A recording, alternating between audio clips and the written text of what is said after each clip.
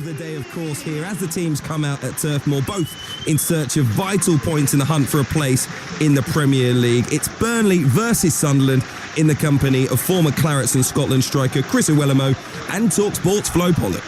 Thank you, Hu. Welcome, everybody. So both sets of players are making their way out here under the lights on a Friday night here at Turf Moor. It is bitterly cold. You can see your breath on the air. Just put on my second pair of socks, big woolly socks. Quite a fair few Sunderland fans have travelled. I think 2,000, they said on their social media. They're in that corner to my right. And it is a sellout in terms of Burnley fans.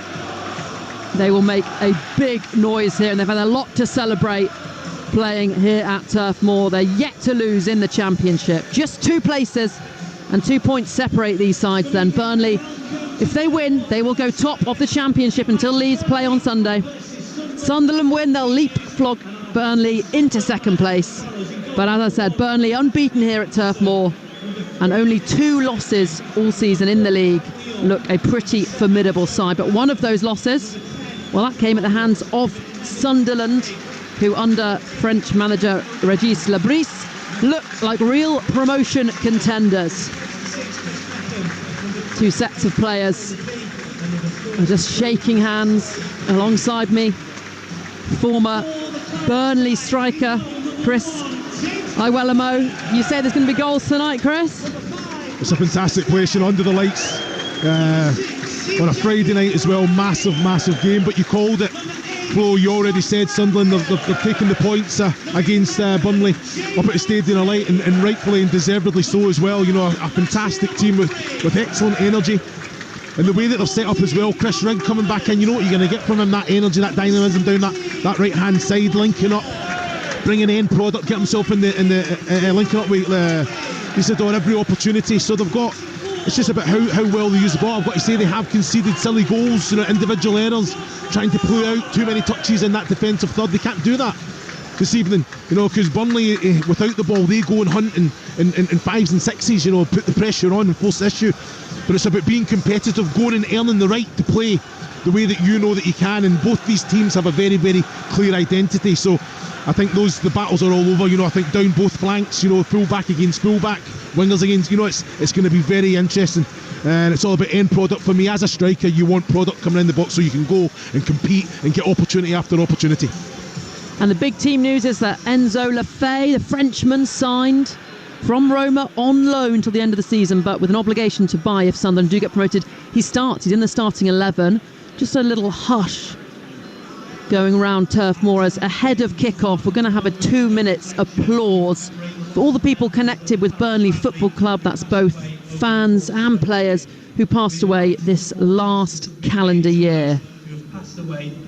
So the announcers just informing everyone in the stadium of this 2 minutes applause, and we'll just have a pause for that and remember all those people, those Burnley fans and players. We shall conclude on the referee's whistle.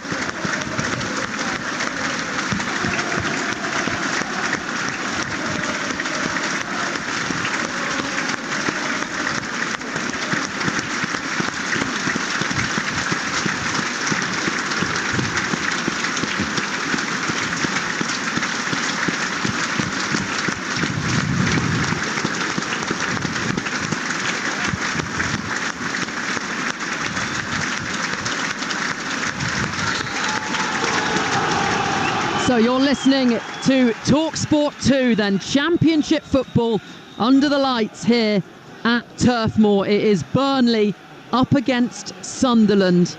A game between 2 sides that are in the battle for automatic promotion.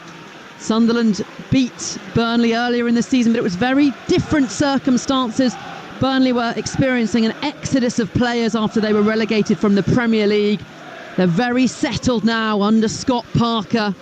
He's got incredible home form, unbeaten at home in 12, and they've only conceded 4 goals here so far in the Championship at Turf Moor. Can Sunderland breach this almost impenetrable Burnley defence?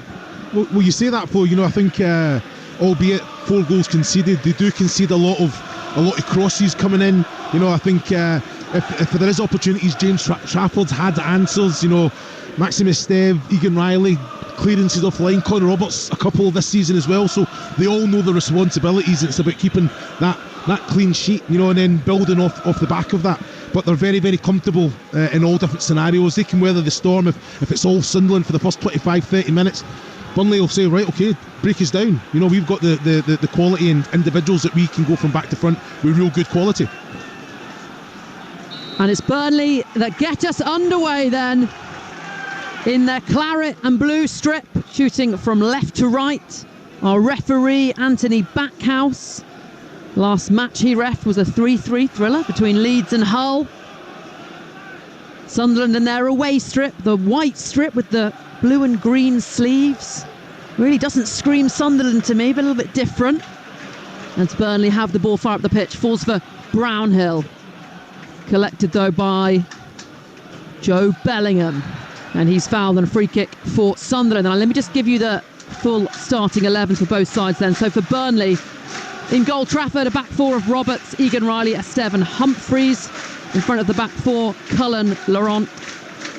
And then Anthony, Brownhill and Foster, and Zion Fleming up top. He scored a brace in the FA Cup at the weekend. As for Sunderland, Patterson in goal. Back 4 of Sirkin, O'Nien, Mepham and Hume. Bellingham and Neal just in front of them. And then you've got Rigg, new signing Enzo Lefebvre, Roberts, and up front Wilson Isidore. 3 goals in his last 4 Championship games. And it's a throw-in for Sunderland, which they take quickly. And it's a loose pass, but Sunderland still have it in the Burnley defensive third. It's out on this left-hand side, and the ball in is not a good one. Out of play for a Burnley goal kick. Yeah, well, Enzo Lefebvre, he's come out to that left-hand side. Chris Rigg just playing in the number 10, just in behind Isidore. Excellent bit of quality. He's just kind of cheating a little bit down on this left-hand side. It's come out. He tried to put it in first time. I think he can take a touch there, take it into the box, and then just get his head up and try and pick someone out. So it looks like we've just lost our commentary team there on at Turf Moor. Only 2 minutes played. We'll try and get them back as soon as possible. You're not missing anything at this point in time. Burnley just playing the ball round at the back under no real pressure at all. And as I say, we'll be back with Flo Pollock and the former Burnley striker Chris Uwalumo very, very shortly. There is time to tell you about some of what we've got coming for you across the Talksport network in the coming days. In terms of the Championship, tomorrow lunchtime here, it's a Welsh derby between Cardiff City and Swansea. We'll have you fully covered for that one. Should be an absolute corker. So should Sunday, which sees a Yorkshire derby between Leeds United and Sheffield Wednesday. Both of those games live and exclusive here on Talksport 2. Okay, let's head back to Turf Moor. I think we've got a connection. Talksport's Flo Pollock is there. We do, Hugh. Thank you. Sorry about that, listeners. The score is still 0-0 between Burnley and Sunderland. It's a very tight press area here. And the plug came out, but we are back. 0-0 still. Sunderland's Patterson, their goalkeeper, in possession on the edge of the 18-yard box, pressed by Zion Fleming, but he manages to get it forward. Burnley regain possession. It's at the back with Egan Riley. He goes back to Trafford in goal. We know that Burnley will try and play it out from the back. Just as I say that, Trafford goes long. It's out though. Now with Roberts. Back to Egan Riley. A player that looked like he was out in the cold at Burnley, but he's playing really well at the moment, Egan Riley. Him and Esteve keeping out other really experienced centre-halves in that Burnley defence. Yeah, there's a real understanding between both, communicating all the time. Very, very comfortable with the ball at the feet, and like what they're doing just now, and I've got to say Sunderland without the ball are doing their job very, very well. I think they've got to put a little bit more pressure Burnley coming forward though, down the right hand side, and the ball across, cleared just as a Burnley striker, Lyle Foster in fact, was running in out for a Burnley throw-in. It's taken quickly, out now for a corner. Well, I've got to say, I think Jayden Anthony there, when he's driving forward, Sirkin comes across, there's a little coming together. Now if it's given as a free kick, I don't think there could be too many arguments. Referee, linesman, let play go on. Jayden Anthony's in a position now, he's in the box, he's getting his head up, and it was a poor ball. He's got to pick someone out when he cuts that one back. So Burnley corner comes in at the near post. Foster with the effort, tried to curl it back towards the back post, out for a Sunderland goal kick. Well, he was alive to it there. Lyle Foster, good movement in the box as well, got away from his man, had a lot to do, tried to wrap his foot around it and just kind of help it on its way, but you know, it's went into the side netting there. I think Patterson was very, very comfortable at the near post. Patterson forward up to Isidore, tried to flick it on out to Enzo Lefebvre on this left-hand side. So it looks like Lefebvre's operating almost as a left winger, or kind of a left of front three.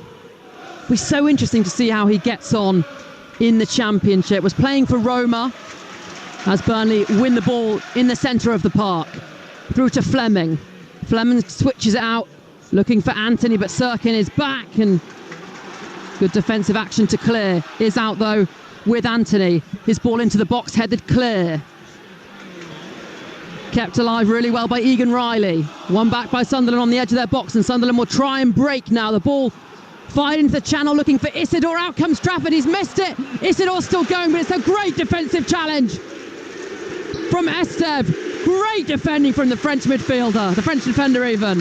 Well, I have to say, I'm looking at James Trafford there. He made the decision very early, and if he doesn't come out, Isidore gets on the end of that, and he's driving in 1v1 against Esteve, albeit he just took Isidore off his eye off the ball for a sec there, and Esteve, as good defenders do, was in there, nullified the threat, and comfortable, played out. You know, but it's a fantastic little ball in behind as well. You're listening to Talksport 2, Burnley 0, Sunderland 0, 6 minutes played. And ahead of this was quite a lot of talk about this maybe being a 0-0, potential 0-0 game, but both sides have started pretty brightly going forward. Esteve looking for the ball in behind for Anthony, who gets onto it really well. Sirkin comes across, goes shoulder to shoulder. Anthony went down, referee waves away the Burnley fans and players' protests, and the ball's back in the grateful gloves of Sunderland's goalkeeper Patterson. Well, the only thing I will say, I think Patterson, the ball was always going to go into the goalkeeper's hands. Jayden Anthony was never going to get in the end of it. I do think it is a foul, but the referee, the linesman, they had a look at each other there. Jayden Anthony wasn't going to get there, so can't be too many complaints there. Burnley in possession. Egan Riley out again to Anthony on this right-hand side for Burnley. He's getting a lot of the ball in this opening 7 minutes. Still 0-0 here on Talksport 2. Burnley win and they go top of the Championship, remember, until, of course, Leeds play. They're playing on Sunday against Championship team Sheffield Wednesday. That's at 12 midday on Sunday. Talksport 2 exclusive. Again, Egan Riley in possession. Yeah, it's really interesting. You look at Sunderland, you know, I think 4-4-2, 4-2-3-1, you know, it's changing. In possession, out of possession. Chris Rigg is trying to go up there and be the closest one to Isidore. Obviously, Lefebvre out on that left-hand side, trying to kind of build that relationship with Sirkin. They've not really had that opportunity to kind of get in behind. Anthony on the ball in the Sunderland right channel. His ball cut out first time of asking. Sunderland win it back just on the edge of their own penalty box, and then it's fired forward, but Egan Riley will push the ball back into Sunderland's half. Foster out to that left-hand channel. Back to Egan Riley. 20 starts in the Championship for Egan Riley so far. Again out with Jayden Anthony. Runs to the byline, gets the ball across, and then the effort straight at Patterson in goal. Well, I've got to say, it's a fantastic ball in.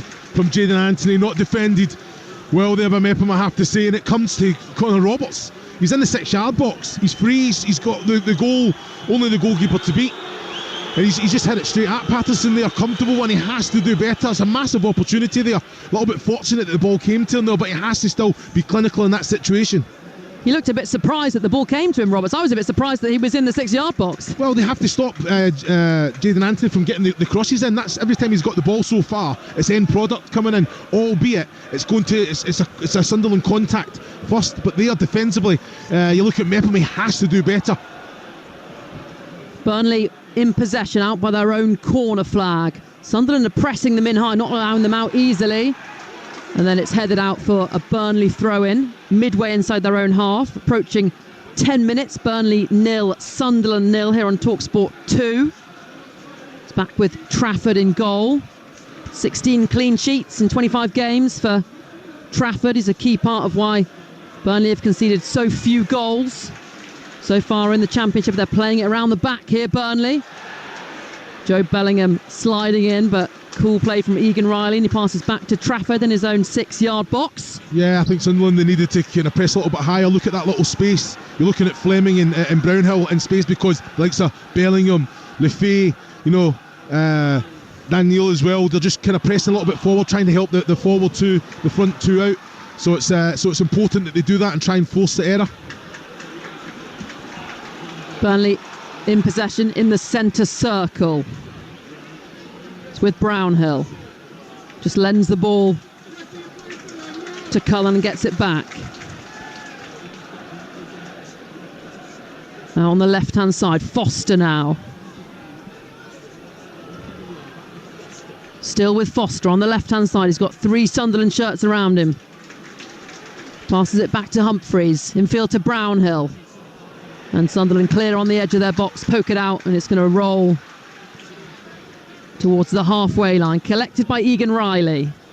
Still 0-0 here. Talksport 2. Burnley hosting Sunderland under the lights here at Turf Moor. Yeah, Sunderland, they're sitting in very compact. The defensive line a little bit high, but again, just trying to make it difficult for Burnley. It's just in moments when in that transition, when they get the ball back, it's just about keeping possession of the ball. Sunderland breaking now as Bellingham finds Lefay. Lefay back to Bellingham.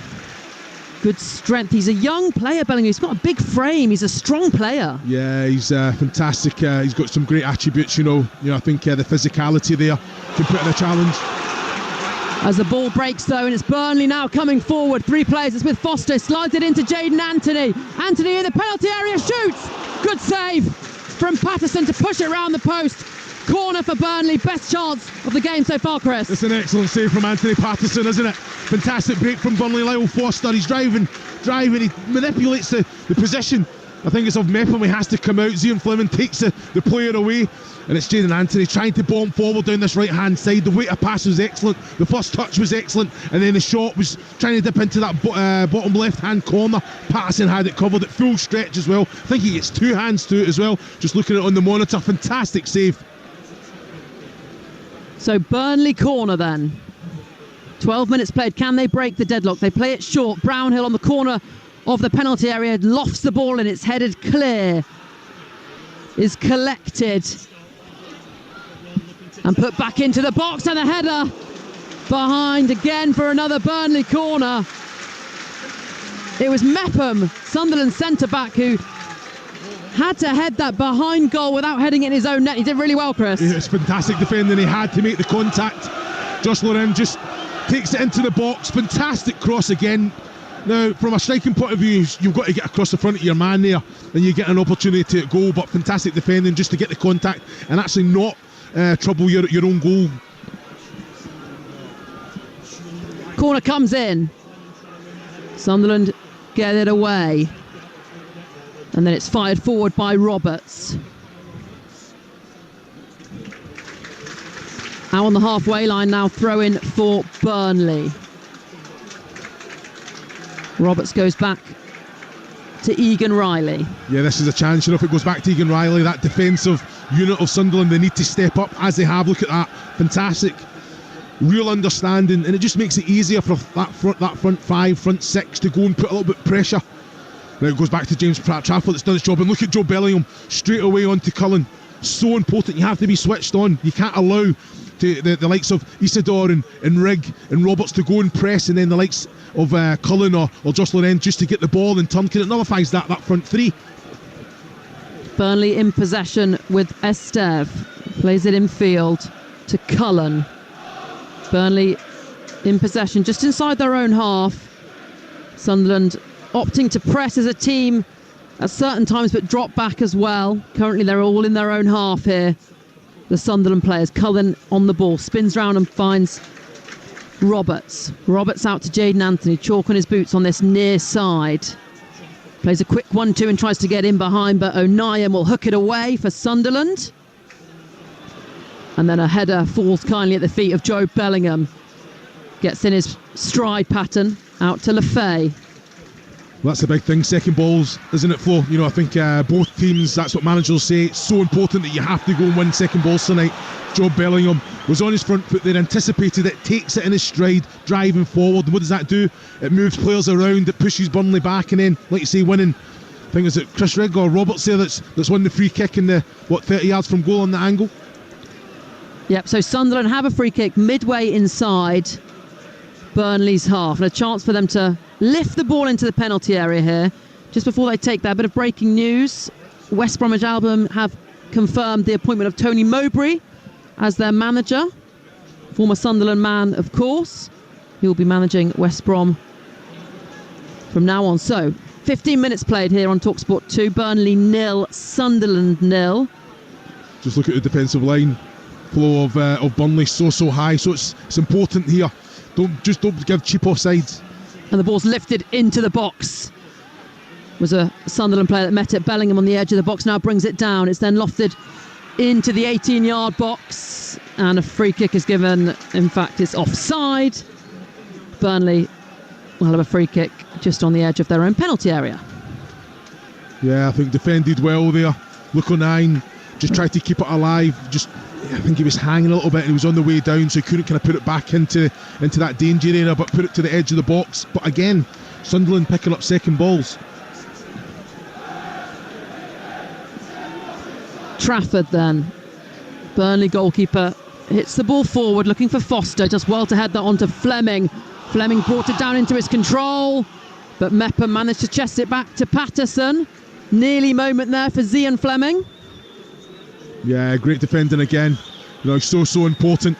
Patterson always talking, very, very comfortable, and this is one of his strong areas. His distribution from the ground is outstanding. Look at that ball. Right in behind Jayden Anthony. It read it, but just the quality of the pass itself from Patterson. Bellingham tries to turn away from Brownhill's done really well here, Bellingham, but too many claret and blue shirts surrounded him and he loses possession. Burnley have the ball just inside their own half with Jayden Anthony up against Sirkin, who wins it off the Burnley winger. And Sunderland's Bellingham plays it out to Neil. Neil slides it into the path of O'Nien, then it's hit forward. Burnley clear. And Neil will collect. Neil out to Roberts on that right-hand side. Orange boots, bright orange boots, goes back in field to Neil. Collects it again, Sunderland's number 10. All the Burnley players drop deep now, and this is why they concede so few goals, Chris. They can really drop into that low block and defend their half so well. Yeah, I think both teams do that very well. You know, I think out of possession when the opposition's getting into their groove a little bit. Look at this, everyone's back, Zian Fleming back, and this is where you're looking at the likes of Lefay on the left and Roberts on the right. That's where you're going to get a little bit of joy, and it's down to then the likes of Sirkin, the likes of Trey Hume as well, to just try and get up and support the wide men, because it's all about end product. Try and have those overloads, 2v1 scenarios in the wide areas. Burnley player sitting down on the turf. I think it might be Cullen, who's just looks like a bit of cramp or maybe hamstring. A bit too early for cramp, I think, Chris. Yeah, it definitely is. It's Cullen. I think he just had a little rub in I don't know if it's just a clash of knees. I think it was his right leg anyway. But yeah, I'd be surprised if it was cramp. You know, I think one of the fittest Yeah. in the group. You know, I think covers a lot of distance. So important to the way that Burnley play as well, Flo. He was stretching it out like it was. We also have a full slate of Championship and Premier League fixtures this weekend on Talksport. The choice of listening at 12:30. Best way to listen is always download the Talksport app, and you can swipe between Talksport and Talksport 2. 12:30 tomorrow in the Premier League, as Isidore's played in and from the penalty area volleyed his effort just over the bar out of nothing. Sunderland have a really good chance, Chris. Well, when it falls to Isidore, it's a massive opportunity with the goals that he's been scoring. Little ball in behind, he's onside. It's an excellent little run as well. I'm looking at it, if anything, it's his probably shoulder if it's offside, but he'll be disappointed with himself there that he hasn't worked Trafford in the Burnley goal. Just keep it down, go across goal. Great little take on the thigh as well. The technique, he's tried to go for that near top corner as well. The movement on the ball, he's came round it, hit it with the outside of the right boot. Fantastic technique, but he'll be disappointed he's not hit the target. Burnley 0, Sunderland 0. 20 minutes played here in the Championship. Championship coverage tomorrow, 12:30 Cardiff, Swansea, Talksport 2 exclusive. Same time at 12:30 tomorrow, Newcastle, Bournemouth, full commentary on Talksport. Pretty open game so far here as the ball's hit into the left-hand side. Burnley coming forward, and it's Roberts. But the flag is up. Free kick for Sunderland. Well, I've got to say, it's looking at that, I think there is a little bit of contact from Bashir Humphries. You know, it's a great little ball in behind. Excellent touch. 1v1 scenario as well. Too easy that. Oh, it's very soft. Very soft. There is contact. You can't put your hands on the back. I think as soon as Trey Hume feels anything, oh, you know what? There's a little coming together. Bashir Humphries, his foot just takes the heel of Trey Hume there. Quite a few nearly moments then in this opening 21 minutes. Still Burnley 0, Sunderland 0 here on the Championship. Talksport 2, Isidore trying to get in behind the Burnley defence. He's in the 18-yard box and it ricochets off his knee and out for a Burnley goal kick. But he's a real handful up front, Isidore. I was just going to say, it's an excellent battle of Steve and Isidore, isn't it? You know, I think both at each other's shots there, if anything. More so Maximus Steve just all over Isidore there. Isidore's actually not, he's having a little pull at it as well, and the referees did say if both players are at it, they're just going to allow that play to go on there. But that's an interesting battle already. Long ball up looking for Foster. Falls all the way through to Mepham, who passes square to his centre-back partner O'Nien, and it's back with the Sunderland goalkeeper in his own penalty box. Patterson just puts his studs on the ball, waits for the Burnley players to come to him, finds Mepham, who hits it long looking for Isidore, and it's headed down by a Steph to Humphries. Back now with Egan Riley. A reminder that Burnley go top of the table if they win here tonight. Second place Leeds, though, are playing on Sunday midday against Sheffield Wednesday. Live commentary on Talksport 2 of that one. Flo, when you look at the defensive unit of Burnley, when they have the ball, the midfield, the four are so narrow. So Lefay basically is right in beside Bellingham. Roberts comes right in beside Daniel. And it's one of them because it's like they're inviting Burnley to go out to their wide men. It's an interesting one because you would think that they would actually try and kind of be half and half. Make sure to kind of that Lefay can go and affect it, Roberts can go affect it when it does go to the likes of Jadon Anthony and double up on their fullbacks. Jadon Anthony and Lyle Foster have been given quite a lot of licence and got the ball quite a lot in those channels for Burnley so far in the opening 23 minutes. Well, because of the fact that they're so narrow in the midfield, so I think it's just down to a little bit of communication. Even the likes of Bellingham or Neil to say, right, okay, you can spare us a little bit, but I think they may be trying to get the extra player against the three of Burnley in that situation, trying get the numerical advantage. Midway through this first half here on Talksport 2, Burnley 0, Sunderland 0. Roberts in possession for Sunderland, forced all the way back to Mepham. It's now with O'Nien. Forward ball to Bellingham. Such great control from Bellingham. He twists and turns so well, just shrugging off players. Ball in behind, looking for Roberts. Headed back by Humphreys to Trafford in goal for Burnley. That's an out ball though. You know, I think that's the excellent pass there. Big switch of play. Just need a little bit more on it for Roberts. Bashir Humphreys, you know, I think has that understanding. He can go expansive. He can come in beside his Steve. But fantastic defensive header there. But I think that's the out ball. And it's the same at this side as well, behind Connor Roberts as well. If Lefay can be a little bit more expansive when in good possession of the ball. Great turn from Lyle Foster on the halfway line. He's surging forward now. He's got Zion Fleming to his left. He goes for goal. Got right under it though. Leant back and fired it well over the crossbar. Goal kick for Sunderland. Yeah, well, he's running that defence. Onang's following him all the way. I think Onang gets a challenge in, but he's, like you say, I think Zion Fleming takes the defender away, just kind of creates that space for Foster to open, but he has to be hitting the target. You've got to work Patterson when that opportunity presents itself. I know he's 22 yards, 23 yards from goal, but you know, get your body shape over the ball and make sure you work the goalkeeper there. 0-0, Burnley in possession with Jayden Ante on this right-hand side. Goes back to Roberts, goes all the way back to Trafford. And you're pleased to see Lyle Foster back in the side, Chris? Yeah, definitely. You know, I think I know that Scott Parker's a big fan. You know, he does a lot of work for the team, albeit I think when he's playing out even in this wide area, he knows the responsibility. He's got to get back, he's got to defend, but we've already seen on a number of occasions where he's had that little nibble. He's won the ball back, but he's got the quality to then just drive at the defence. Albeit I think that pass to Jayden Ante was excellent, and the second time maybe can he release and find someone rather than taking the shot on, which we just seen a couple of minutes ago. Long ball from Burnley rolls out for a Sunderland goal kick. Sunderland haven't actually got the best away form, only one win in their last 7 in all competitions. But so far, opening 25 minutes, 0-0. They're looking pretty good against Burnley, and they've had a couple of chances in behind. Isidore with a couple of nearly moments. Well, you see that, Flo. You look at if Sunderland get a win here tonight, they go into the automatic promotion places. It just shows you, doesn't it? And you could say that across the likes of a Burnley, the 0-0 draws that they've had.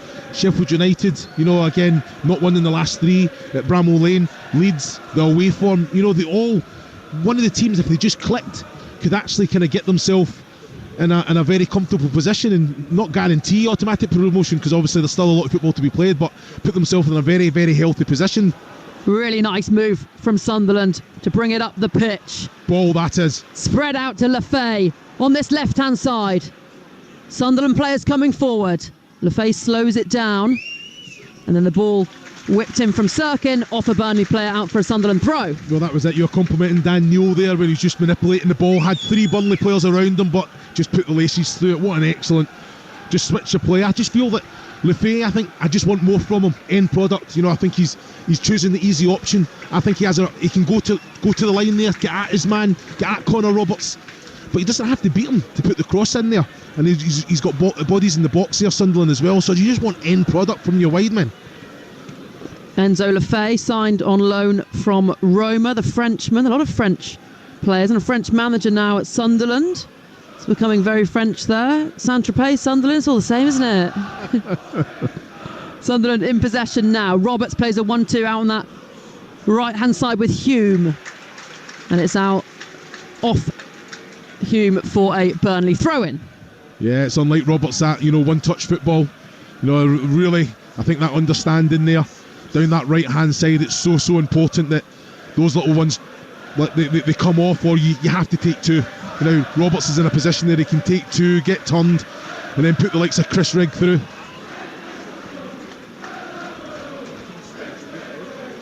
Lefay wins the header in the centre of the park and just glances it out for a Burnley throw-in. Roberts to take the throw-in. Not mentioned Chris Rigg too much yet. Only 17 years of age. Passed his driving test midweek. Oh, unbelievable. First time. Only 7 minors. Burnley's Foster in possession. 0-0 still here. 28 minutes on the clock here on Talksport 2. Burnley's goalkeeper, James Trafford, finds Egan. Yes. Job Bellingham pressing. Better from Sunderland. Putting the real pressure on, and look at that. I think they're won themselves a throw-in right in the attacking third, and that's what they have to do. And that all came from Bellingham understanding there's a real opportunity here. So what does he do? He breaks his neck and goes even as the furthest Sunderland player forward by Isidore there, putting that pressure on Trafford. And he just couldn't find Egan Riley with the quality of passing. This is what they have to do, and that all can happen because that defensive line is high, communicating. Sirkin with the Sunderland throw, throws it back to O'Nien. He goes all the way back to his centre-half partner Mepham, who surges forward, shrugging off Brownhill, plays it through, and Sunderland are in. No, they're not. The flag is up against Chris Rigg for offside. Looked like it was pretty offside. Ball was in the back of the net. Won't count. Still Burnley 0, Sunderland 0. Yeah, great little finish, isn't it? Great little finish from him, but yeah, just a yard offside. I think it all came from Luke O'Nien. Luke O'Nien was a young player coming through at Watford when I was there. Just a fantastic character. The fans love him here, rightfully so. He's one of those no-nonsense defenders, but leads the line, leads by example. And can play a really nice forward pass as well. One of the few players left still from the Sunderland Till I Die documentary. He's been around for ages. He's actually 30 years old now, Luke O'Nien. I always think of him as a young player, but... I mean, I'm very old then if he's one of the young boys coming through. No, he's a fantastic character as well. Sunderland put the ball in the box. Bellingham with the touch, but his touch took the ball up and it was headed out by Burnley. Sirkin in possession for Sunderland, goes back to O'Nien, who knocks it all the way back to Patterson, the Sunderland goalkeeper, in all green with the bright green boots on the edge of his box. Passes it out to Mepham on loan, the centre-back from Bournemouth, of course. It's been really solid for Sunderland. I'm sure there's a lot of Sunderland fans that will want their side to sign Chris Mepham on a permanent basis. Anthony Patterson there just kicking the ball out of play, very unlike him there. I think Sirkin had a little argument, to be fair, had an argument with the referee there just for the fact that I think it was a free kick in Sunderland's favour there. I think Jayden Ante just put a little bit too much pressure, too much contact. But I need more from Sirkin, usually that energy, bombing up and down the line. Now, overlapping Lefay, who's in front of him, and end product, that's what you see from, I'll tell you what, Trafford there. Bellingham again. Oh, Isidore, sorry. Just as you were speaking there, Trafford, Burnley's goalkeeper, had the ball at his feet and Wilson Isidore came steaming in. Bit of cool goalkeeping, although a little bit risky from Trafford, but he got away with it. Burnley in possession now. We've got 14 minutes to play till the break. Still Burnley 0, Sunderland 0, but both sides with a number of nearly chances. Sunderland with the ball in the back of the net from Chris Rigg, but it was offside, and they're coming forward again now. Isidore with a wall pass all the way back to Mepham, though. Yeah, Sunderland having a little bit of their moment with the ball, using it well. Just Rigg down this right-hand side, but this is what you have to do. You don't have to be patient with it. Fantastic play. Rigg 1-2 with Roberts. Rigg again couldn't keep it in on the byline. Was just looking for the players in the box to dink it into, out for a goal kick for the home side. Yeah, there's a real understanding between Rigg and Roberts there, isn't it? Just a little bit too much pace on the ball there. A little bit of link-up play, a little give and go. Chris Rigg tries to get in behind, but he just couldn't make it. Couldn't get on the end of it there. Remember, of course, if Sunderland do win today, it would be one massive statement, but also it would actually take them above Burnley into second place in the table, level on points with Leeds, but with an inferior goal difference. And Leeds, of course, playing on Sunday against Sheffield Wednesday. Live coverage of that on Talksport 2. That's midday this Sunday. Burnley in possession just over the halfway line. Brownhill now coming forward down the right hand side, just back heels it to Anthony in field to Cullen. It's now with Roberts, and Burnley will switch it out now to the left hand channel. Foster running with focus, drives the ball in the box, headed clear by Mepham, and Egan Riley goes all the way back to Trafford. Yeah, I think it's the right decision. You know, excellent ball in from Foster as well, you know, but it's right, it's defended well, isn't it? Mepham, big header as well, but it's so important that you have to win your second balls, keep the pressure on. Burnley they're comfortable playing out from the back. They're trying to invite that pressure, and they're taking probably too much of a risk in my opinion, to try and kind of create that space for the likes of Brownhill, Fleming to kind of receive the ball, because I don't think the quality's been great from back to front when they're trying to play it into those little areas, and it's been defended well by Sunderland. 0-0 here on Talksport 2. Sunderland with a throw-in out on that far side in front of the two managers, Scott Parker and Regis Lebris, both stalking their technical areas. Scott Parker, of course, has won promotion to the Premier League with two teams before, so that's probably some of the reasoning why Burnley brought him in. He's got the experience, he's done it before. Yeah, it's 2 seasons in the Championship, ended with promotion both times. Scott Parker's, you can't have too many arguments there. And teams that I think when he was brought in, you look at what he's inherited as well. A lot of players had to move on as well and felt they were better than Burnley or for whatever reason. Anthony in possession now for Burnley, finds Cullen 30 yards from goal, out to Brownhill on the corner of the penalty area. Anthony just powers forward in the right hand channel and wins the free kick. Burnley free kick right on the edge of the box from the right hand channel. Well, I've got to say, I don't think the referee's having too bad a game there, but as soon as he's given a little Anthony Backhouse, as soon as he's given a free kick to Burnley, he got a cheer like a goal there, didn't it? But I think he's been not too bad tonight at all. He's letting a lot of things go, which you want to see. You want the game to flow. And the game is flowing so far. It was Enzo Lefebvre who tripped Anthony as he tried to come forward, and Burnley now with a chance to get the ball in the box, and they've got forward all their players. Their goalkeeper James Trafford is on the edge of the centre circle inside his own half. All the other Burnley players and Sunderland players in and around the 18-yard box. Look at the edge of the box, Flo. There's 4 Burnley players unmarked, and this is where I think you've got to sacrifice at least 1 or 2 players to go out, because the second ball's coming straight back in. 4 Burnley players, lurking on the edge of the 18-yard box. It's Anthony that's over the free kick. He plays it short to Brownhill. Brownhill chips it towards the back stick, and the header from Humphreys is cleared off the line. Still though, Brownhill comes, his ball across, good dive and clutch there from Patterson in goal for Sunderland, and that's a really good move from Burnley. Comes down to nothing though, still 0-0. Straight off the training ground, isn't it? Little cut back, Brownhill with a little clip to the back post. Bashir Humphreys, I've got to say, I think it was Roberts that cleared it. I think Patterson was beaten there, but Roberts was there to get the defensive header.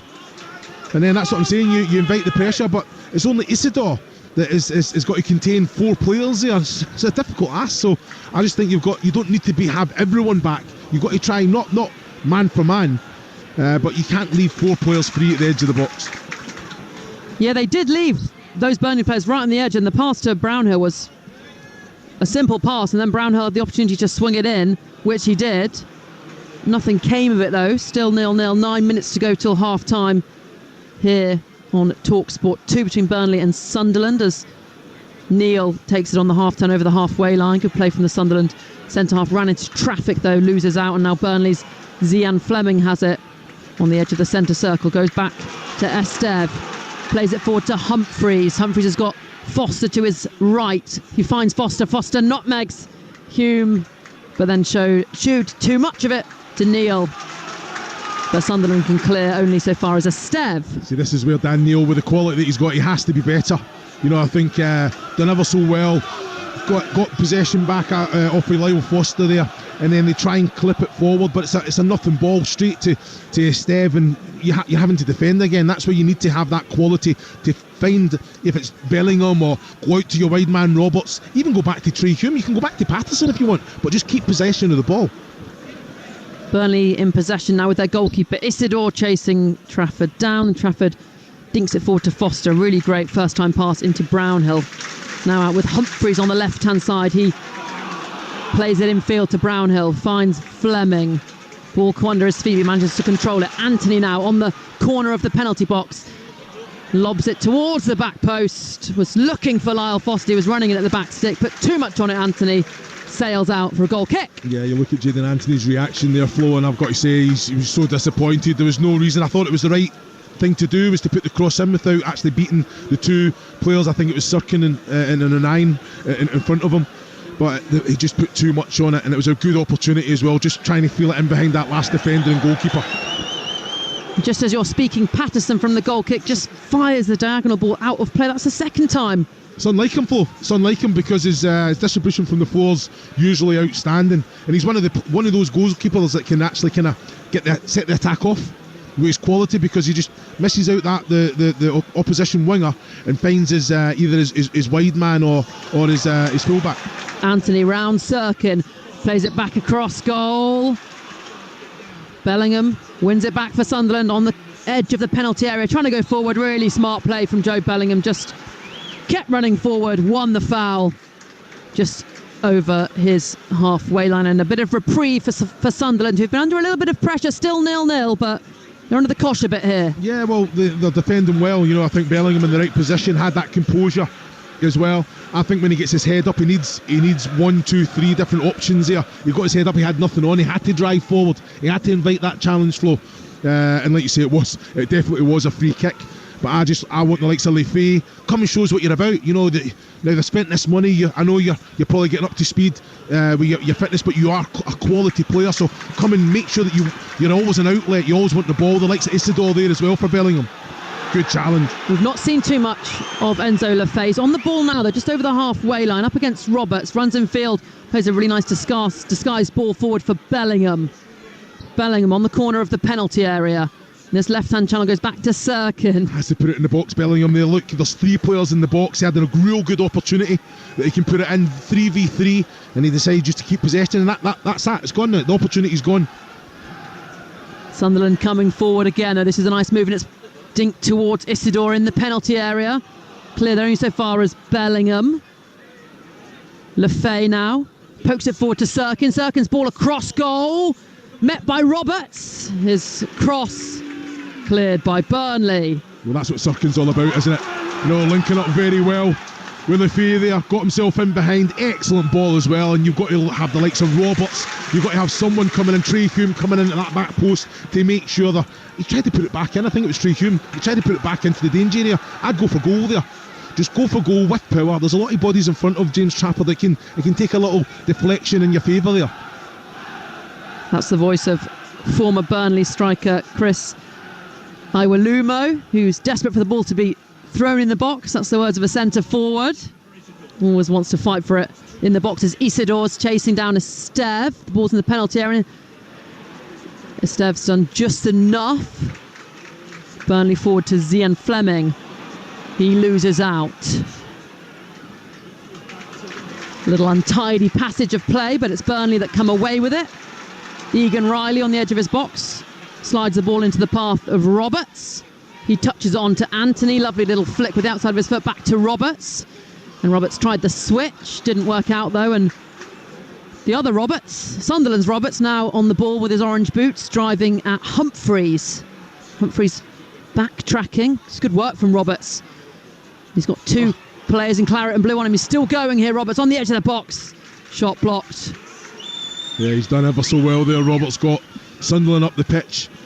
Had Humphreys and Josh Loren to deal with there as well, and he came out the victor. That's a nice ball forward. And across came Esteve to deal with it.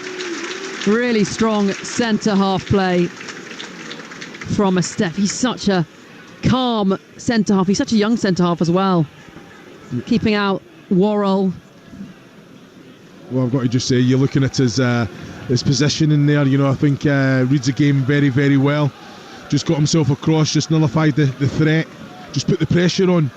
And like you say, I think the linesman got it right. Definitely, I think it was a goal kick. Edging closer till half-time. Just 2 minutes left. Burnley 0, Sunderland 0 here on Talksport 2. As Trafford fires the ball forward for Burnley from the goal kick. It's up to Fleming, but he can only head it up rather than direct it anywhere, and it rolls out harmlessly for a Sunderland throw-in. Will be the Northern Irish international Hume that will take this throw-in. Down the line looking for Isidore, and it's flicked on accidentally by a Burnley player, and Isidore nearly latched onto it, but good play from Egan Riley just to touch it back to his goalkeeper. Listen, you called it before the game. You says you wanted to see an early goal. I don't think a point apiece is a bad result for both teams tonight. But obviously, with the quality they have, you would expect that there's going to be opportunities. They just have to be clinical, either side. Pass from Lefay is snatched back by Roberts. Anthony now tries to slide the ball forward for Cullen. Cullen's square pass cut out in the middle of the park, and now Sunderland will come forward. Lefay on his debut, the Frenchman, playing out on the left-hand side for Sunderland. In for Mayenda. Ball's with Joe Bellingham. Back with Hume, and all the Burnley players have just dropped back into their own half. Really defend as a team, this Burnley side. Then a long ball over looking for Bellingham.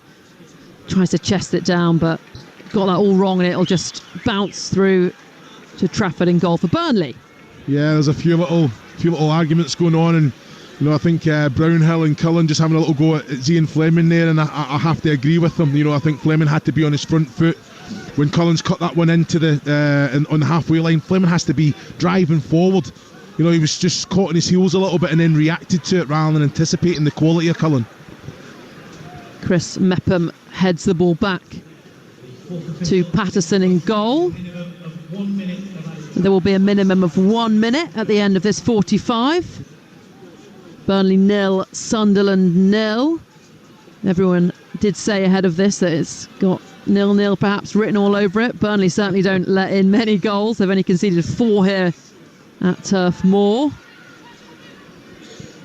As Egan Riley tries to hook the ball away, but only manages to shank it out for a Sunderland throw-in midway inside Burnley's half. Well, it's down to Isidore as well, just putting that little bit of pressure on Flo. I think he's not had it all his own way either, has Esteve. Isidore very selfless for the team, really occupying both centre-backs. Chris Mepham on the ball, tries to swing it out to Lefay, who got there ahead of Roberts, but the ball will roll all the way through, and Egan Riley, good defending just to shield that out of play for a Burnley goal kick. And there is the half-time whistle. Then two sides right at the top of the Championship going toe-to-toe in that first half. There were some half chances. Patterson did a really good save from a Jaden Anthony shot. Chris Rigg did have the ball in the back of the net for Sunderland. He was offside though, and he was about a yard or so offside, so that was never going to count. But first 45 minutes, pretty entertaining first half, Chris Iwelumo. Good. There's just some opportunities. Connor Roberts had that opportunity in the 6-yard box as well, where I think he has to do better. It's Burnley have probably controlled a little bit more of the game, albeit I think Sunderland towards the end of that half was getting into good positions without really kind of having that end product, and saying that circling cross someone has to be on the end of that. If you're looking at Trey Hugh and Roberts down that right hand side, have to be there and get that chance at goal. But at the minute I think it's probably a fair result. A lot of nearly moments then in that first 45 minutes, but at half time here then it is Burnley 0, Sunderland 0. Well, sometimes in life your prayers are answered, and this is not one of those occasions. No goals in the first half, as many of us probably could have predicted. The stats show that Burnley had 61% possession in that first half to Sunderland's 39. Burnley 5 attempts, 2 of those on target, 2 attempts for Sunderland, both of those off target. Expected goals 0.47 for Burnley, who had a couple of chances, 0.08 for Sunderland, which tells us a pretty big story about how they have been in attacking areas. Chris Iwelumo, is that the first half that you expected? Yeah, it probably is. I think there was some great opportunities. The Jaden Anthony, one excellent save from Patterson. Connor Roberts found himself in that little bit of space. I think the Bashir Humphreys header as well was at Roberts. I think that cleared it off the line. I think Patterson was beaten there as well. Isidore causing a few issues as well in behind with his physicality, his pace, and then obviously he'll be disappointed that he never worked James Trafford as well.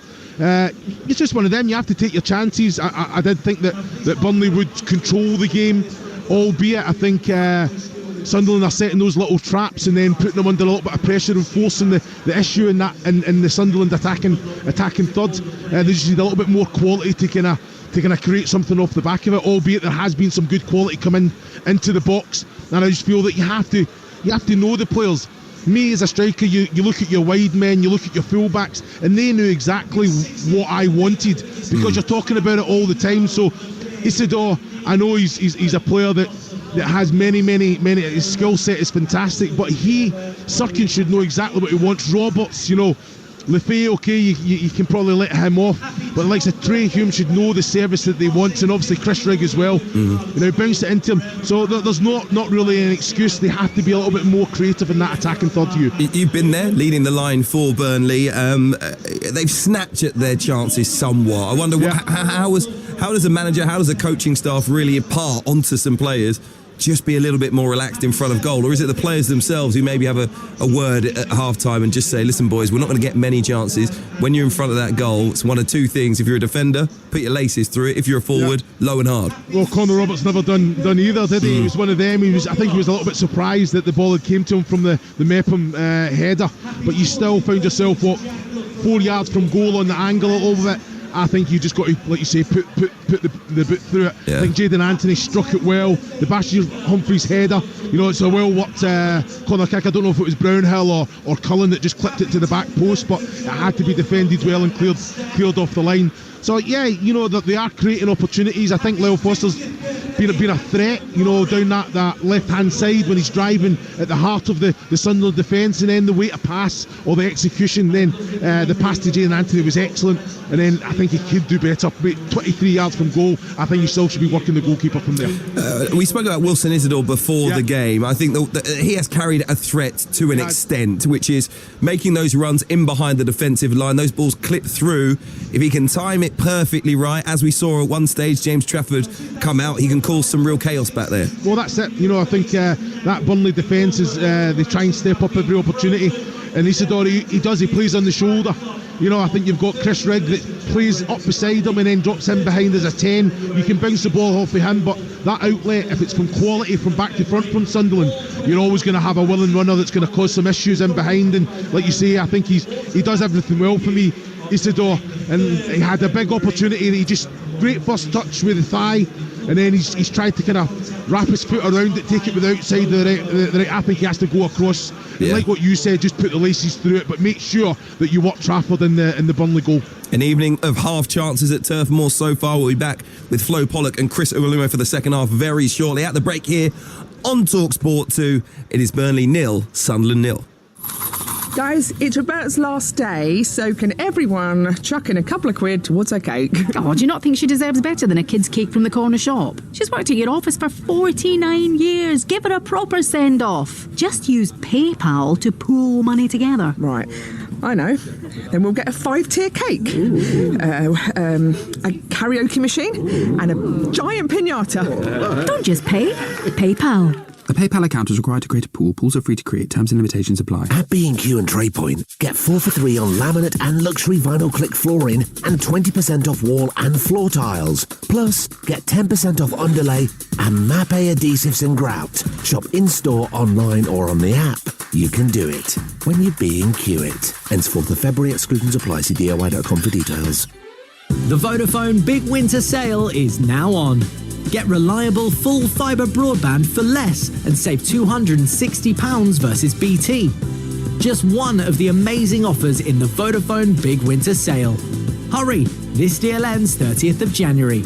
Go online or in-store today. Vodafone. Save over 24 months with our full fibre 74 versus BT's equivalent as of the 12th of December. Full fibre, most reliable broadband per Ofcom. Terms vodafone.co.uk/broadband. The sounds of the season can often sound like this. How about this weather?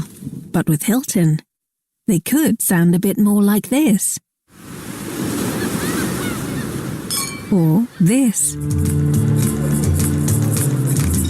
Stay and save up to 20% off when you book before January 28th at Hilton.com. Hilton, for the stay.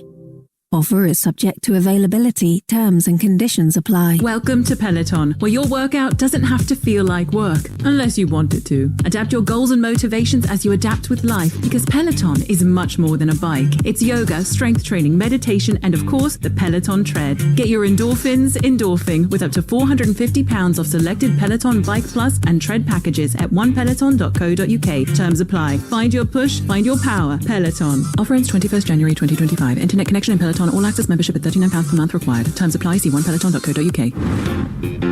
This Tuesday, Amazon brings you the UEFA Champions League. Who's going to get on the end of it? Who wants it more? Magnificent. Wonderful goal. Liverpool versus Lille. Live from 6:30 p.m. It's on Prime. On your marks, get set, go!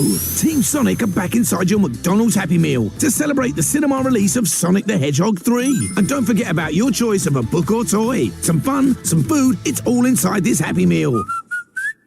Until 18th of Feb from 11 a.m. Includes one pre-selected toy or book. The Sonic 3 range comprises toys while stocks last. Talksport Podcast League. Outspoken. The best of White and Jordan. Now available in one unmissable daily podcast. He's going to be in charge for a considerable period of time. It's a load of old pony. The final word on the final scores with Jim Mighty White. I really mean this with sincerity. And Simon the Saint Jordan. What on earth have you got? I think I look like the Saint. I think it's a Simon Temple outlook. I expected to hear the na-na-na-na-na-na. Outspoken. Out now. Listen or download for free from your favourite podcast portal.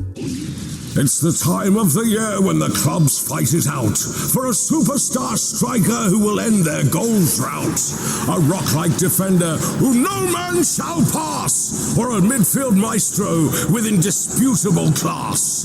The rumours are rife, no matter who you support, but you can keep up with everything right here on Talksport. Transfer updates on Talksport and Talksport 2. Stay in tune with the excitement, speculation and signings throughout the day, every day. With instant reaction from the biggest names in the game. They are turning up the heat. Plus, find a full transfer roundup at Talksport.com. Oh, what a move. The January transfer window on Talksport and Talksport 2. On Track. Tuesday afternoon from 2 on Talksport 2. Keep ahead of all the action in the world of motorsports. He's shown that you don't need to win from pole position. Extended hard-revving roundups, in-depth racing analysis, and big-name interviews. If I'd gone 1.5 tenths slower, I would have been P10 on the grid. So it's so tight. Talksport 2 rounds up the biggest stories and the latest racing rumors. Championship points are more vital than ever. On Track. Tuesday afternoon from 2 on Talksport 2. Hard-hitting football coverage. He hits it first time, what a volley, what a goal! Pushing the apex of live football. And it's in! EFL Live on Talksport 2. Well, if ever a game needed a goal, it's Turf Moor this evening. Goalless so far between Burnley and Sunderland in a game which could have a big ramification at the top of the championship table should either side take it in the second half. As it stands, Burnley going level on points with leaders Leeds United. They would stay second on goal difference. Sunderland staying fourth but closing the gap on third place Sheffield United. Elsewhere this evening in League 2, Harrogate have just made it 2-0 against Cheltenham. 57 minutes gone in that one. In the National League, still goalless between Yeovil and Gateshead after 69 minutes. In the Women's Super League, Liverpool beat Brighton by 2-1. There's Scottish Cup action. Hearts lead 2-1 at Brechin. And in League 2 in Scotland, 57 minutes gone as well. Same as the game between Hearts and Brechin. 57 on the clock. It is Clyde 0, Edinburgh City 2. Rugby this evening as well. Exeter Chiefs and Ulster level at 17 apiece just into the second half. At the break, it is Cardiff 7, Connacht 14 and Newcastle 7, Montpellier 7 as well. Those two latter games in the Challenge Cup. Well, earlier on, I shared with you the very sad news that Manchester United and Scotland legend Dennis Law had sadly passed away at the age of 84. Talksport this evening has been hearing from some of those who knew him well, played with him, enjoyed watching him on the pitch as well. And earlier on, former Manchester United midfielder Sammy McIlroy spoke to Adi Oladipo and Rory Jennings as he remembered his former teammate. Absolutely fantastic. In the box, he was electrifying. He was brave. He could score goals that no other players could score. Overhead kicks. headed goals. He was just unbelievable goal scorer and a great man as well. I made my debut in place of Dennis against Manchester City in 1971. Then I made my home debut the week after against Spurs and played alongside Dennis, and it was a fantastic honour for me to play alongside such a fantastic man and great player. Yeah, I was going to ask you about his character off the pitch, right? I mean, football nowadays, there's this massive disconnect, if you like, between players on the pitch and fans. Back then, obviously, players are so closely connected to fans. What kind of character was he like away from football? Actually, you know, it's unbelievable to think. On the field, he would run into a brick wall. He would come up against men, defenders 2-3 inches bigger than him, stronger than him, but he would fight them all. He was so brave. But yet off the field, he was very, very sharp. He had a great sense of humour, but he was completely different off the field what he was on. And but everyone will remember him on the field for Scotland, Manchester United, and obviously his early days as well at Manchester City. And you can hear some of those sharing their memories on Talksport right now. Adeola Depot, Rory Jennings and the former West Brom defender Jonas Olsson alongside them. And big news concerning West Brom earlier this evening. Tony Mowbray to return as your manager after 16 years away. Premier League action coming for you tomorrow on the Talksport network. Bournemouth fans up very early, travelling to St James's Park to face Newcastle in the early kickoff from 12:30. All the build-up from 11 o'clock. Shortly we'll hear from the Bournemouth boss Andoni Iraola, but first, here's the Newcastle manager Eddie Howe on whether his side can continue to challenge for European football. I think we've been saying all season it is a really unusual Premier League season in terms of the league table. Very tight, congested. I think every team going right the way down the league will look at if we can get some consistent results together, we could be in the mix. I think it works both ways. So now we have to guard against falling off from where we've been. So we've really enjoyed the run. We've put ourselves in a really good position, and now it's about foot to the floor and try and make more. It's going to be a very, very difficult game. They are flying. Right now they are flying. They have players in a great form, a very good squad. I think almost everyone is available also, and 9 games in a row winning is very difficult in any division, in any competition, but especially here. Is very, very remarkable, and it's going to be a very, very tough game, but also I think we are well. We are in a good spot. Even if we are short of numbers, I think we ran a lot the other day against Chelsea. We finished super strong the game, and I think we are also ready for the challenges. At 12:30, Newcastle Bournemouth in the Premier League on TalkSport. That's exclusively live here on TalkSport 2. At the same time, it's the South Wales derby between Cardiff and Swansea. Another big weekend of live action coming up for you across the network. It's already started here this evening with a big game towards the top of the Championship. No goals as yet. Two sides who are under-delivering in terms of the chances they create. Will they put some away in this second half? Let's go back and join our commentary team. The former Burnley striker Chris Uwalumo is alongside TalkSport's Flo Pollock. Well, we hope there will be some goals in this second half, although Burnley aren't known as being the league's great entertainers. In fact, Sunderland have scored more goals than Burnley. Sunderland have got 39 goals so far in the Championship to Burnley's 31, but Burnley have by far the most stingiest defences out there. Yeah, definitely. I think it's, when you look at it, the way that they set up, in fairness, they've defended well tonight. They've not conceded. They've stopped the cross from the get-go. I think they're pairing up the likes of Connor Roberts, Jadon Anthony. You've got Bashi Humphries, and like you say, Lyle Foster's getting back and doing his bit, and that understanding between Esteve and Egan Riley is very, very evident. So both sets of players are out for this second half, and it doesn't look like either manager has made any changes at the break, so it's the same 11 that played the first 45 minutes. It will be Sunderland that will get us back underway. Dan Neil in the centre circle, rolls it all the way back to his goalkeeper Patterson, who fires it long. So same 11 then from the first half. So in goal for Burnley is Trafford, back four of Roberts, Egan Riley, Esteve and Humphries. In front of them, Cullen and Laurent, and then Anthony on the right, Foster on the left, Brownhill and Fleming, the two forwards. As for Sunderland. In goal, they've got Patterson. They've got a back four of Sirkin, O'Nien, Mepham and Hume. Bellingham and Neal just in front of them.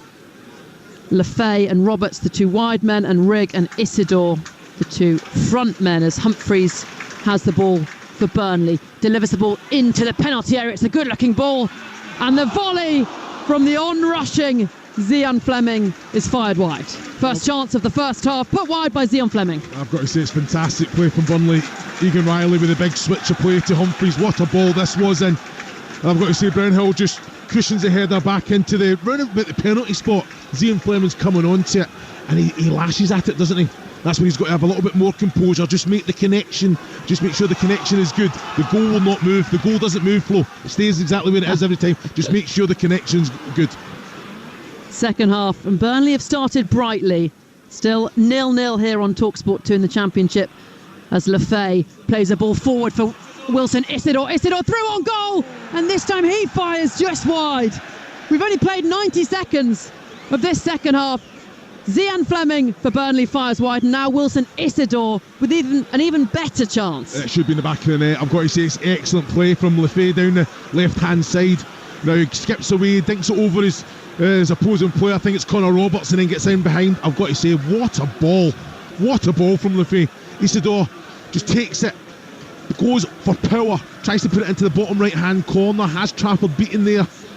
Hits the target, it's a goal, isn't it? It actually brushed the bottom of the post as well, so it was really close. As you say as well, what a ball from Lefay. That's what he's been brought in for, that creative play, that pass in behind the defence was brilliant. He made it all on his own. You know, he's up 1v1, beat Connor Roberts, a little dink and got round the outside of him. Fantastic quality from Lefay, but end product. That's what it is. The quality of pass was outstanding, and in fairness, Isidore had positioned himself perfectly in between both centre-backs there. He's in good form in front of goal, Wilson Isidore. 3 goals in his last 4 Championship games, 8 in total in the league, but couldn't find the back of the net there for Sunderland. So both sides with early chances in this second half. 0-0 though it is between Burnley and Sunderland. Sunderland have a throw on the halfway line in front of the two managers. All the way back with O'Nien, who plays a square pass to Chris Mepham on loan from Bournemouth. Out to Hume. Hume back to Mepham. All the Burnley players behind the ball. Sunderland looking to build patiently from the back. O'Nien takes the ball out in front of his feet, travels over the halfway line, tries to pick out a teammate. It's a loose touch though, and Zian Fleming leapt onto it. But Sunderland coming forward now with Rigg. Rigg slides out to Bellingham. He's got space on the edge of the box. Plays it to the left, and the ball across from Sirkin. Was looking for a player in the penalty area. Burnley do enough to get it away, and Foster now surging forward. Really good run from him. Finds Humphreys. Humphreys running in field. Sprays it out to Anthony. Anthony sets it back to Brownhill with Jaden Anthony again. Lots of claret and blue shirts in the box, and it's lifted into that penalty area, and the header straight at the goalkeeper from Humphreys. Yeah, excellent play. Lyle Foster, Bashi Humphreys causing all sorts of problems down this left-hand side. Great little pass across, little clip in from Cullen. I've got to say, Bashi Humphreys found himself in the 18-yard box. It's an excellent header put it down to Patterson's bottom left-hand corner, but the goalkeeper was comfortable, got down to it, smothered it well. Burnley trying to play out from the backs, fired forward to Bellingham midway inside Sunderland's half. Turns with it brilliantly. He does have a similar running style and gait to his brother, doesn't he? Looks the exact same, doesn't it? Fantastic talent as well, and he's only getting better as well. And I'm sure Sunderland fans will feel as well that if their side don't make it to the promised land, the Premier League this season, then Joe Bellingham might be heading elsewhere sooner or later. He looks like a boy that's destined for top flight football.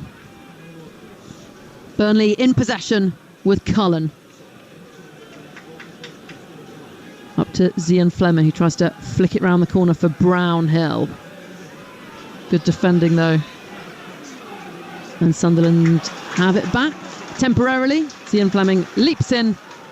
Burnley back in possession with Anthony. Yeah, he's doing his job defensively, isn't he? Ian Fleming dropping in. I thought it was poor play from Sunderland there. Won the ball back, really in good possession. Just a sloppy pass into kind of no man's land, and no one was expecting it because there was no need to kind of release the pass. Burnley on the ball. Laurent. Great diagonal pass out to Anthony. Touches it down brilliantly. Passes back to Roberts. Infield again to Laurent. 6 minutes into this second half on Talksport 2. Burnley 0, Sunderland 0. But both sides came close right at the start of this second half. Ball out to Humphreys. Can't quite get it under his spell. Bobbles out for a Sunderland throw, level with their own penalty box. Yeah, I never thought it was a bad ball. I think Humphreys was just caught on his heels. Lyle Foster kind of fired it out to him on front of him as well. You're thinking Bashir Humphreys, with the athleticism that he has, just takes that first touch down the line and has that quality of end product. But again, in a situation where Sunderland were in good possession of the ball, they just need to be a little bit better. Make sure that you keep possession, you bounce it. You don't have to go in behind all the time. Just get those short passes and build that confidence up. Burnley are in too much. They're in complete control of the game.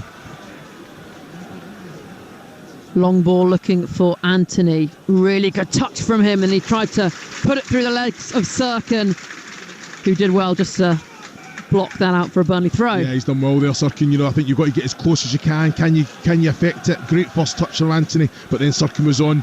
He wasn't having any of that little cheeky one through the legs. Another player on loan from Burnley, Jayden Anthony, rated by Scott Parker, and he's looked bright so far in this match for Burnley. Got in behind quite a few times. Ball slid out to Humphreys on the left hand side, midway inside Sunderland's half. Bashir Humphreys for Burnley going forward, but he's run right into traffic, so he's going to carry the ball back towards his own goal.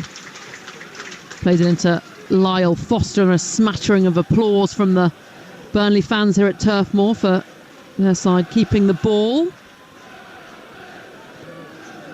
They like to have a lot of possession under Scott Parker. Brownhill now plays it infield, and it's cut out by Lefay. Can Sunderland break now? Roberts driving towards the penalty box, just cuts inside, goes down under a challenge from Humphreys.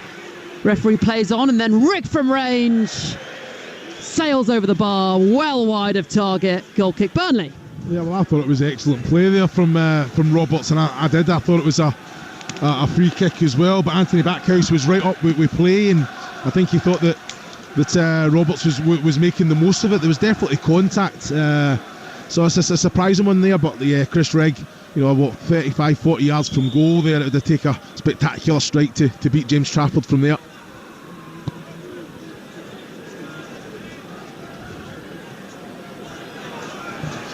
Sunderland clear downfield. Roberts slides in and gets just enough on that as he went careering into Foster, out for Burnley throw-in. Yeah, I'm having Lyle Foster out on the left. I think he's picking up some excellent positions. He's been a threat. He also has that understanding and comfortable. He kind of floats centrally as well, allowing Bashir Humphreys that energy to kind of get up and be the most expansive man on that left-hand side. I tell you what, Lefay again, isn't it? It's outstanding from him. Sunderland coming forward now then.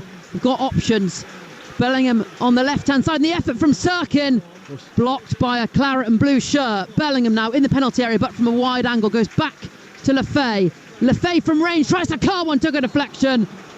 Sunderland corner, nice moment for the travelling fans. That opportunity right in front of them, Sunderland going close. Yeah, it's fantastic. Sirkin just driving forward, getting himself, but as soon as it come back to Lefay, struck it ever so well, took a little nick, and to be fair, he had off the header, Laurent, he had James Trafford scrambling a little bit there. I think it was always going wide.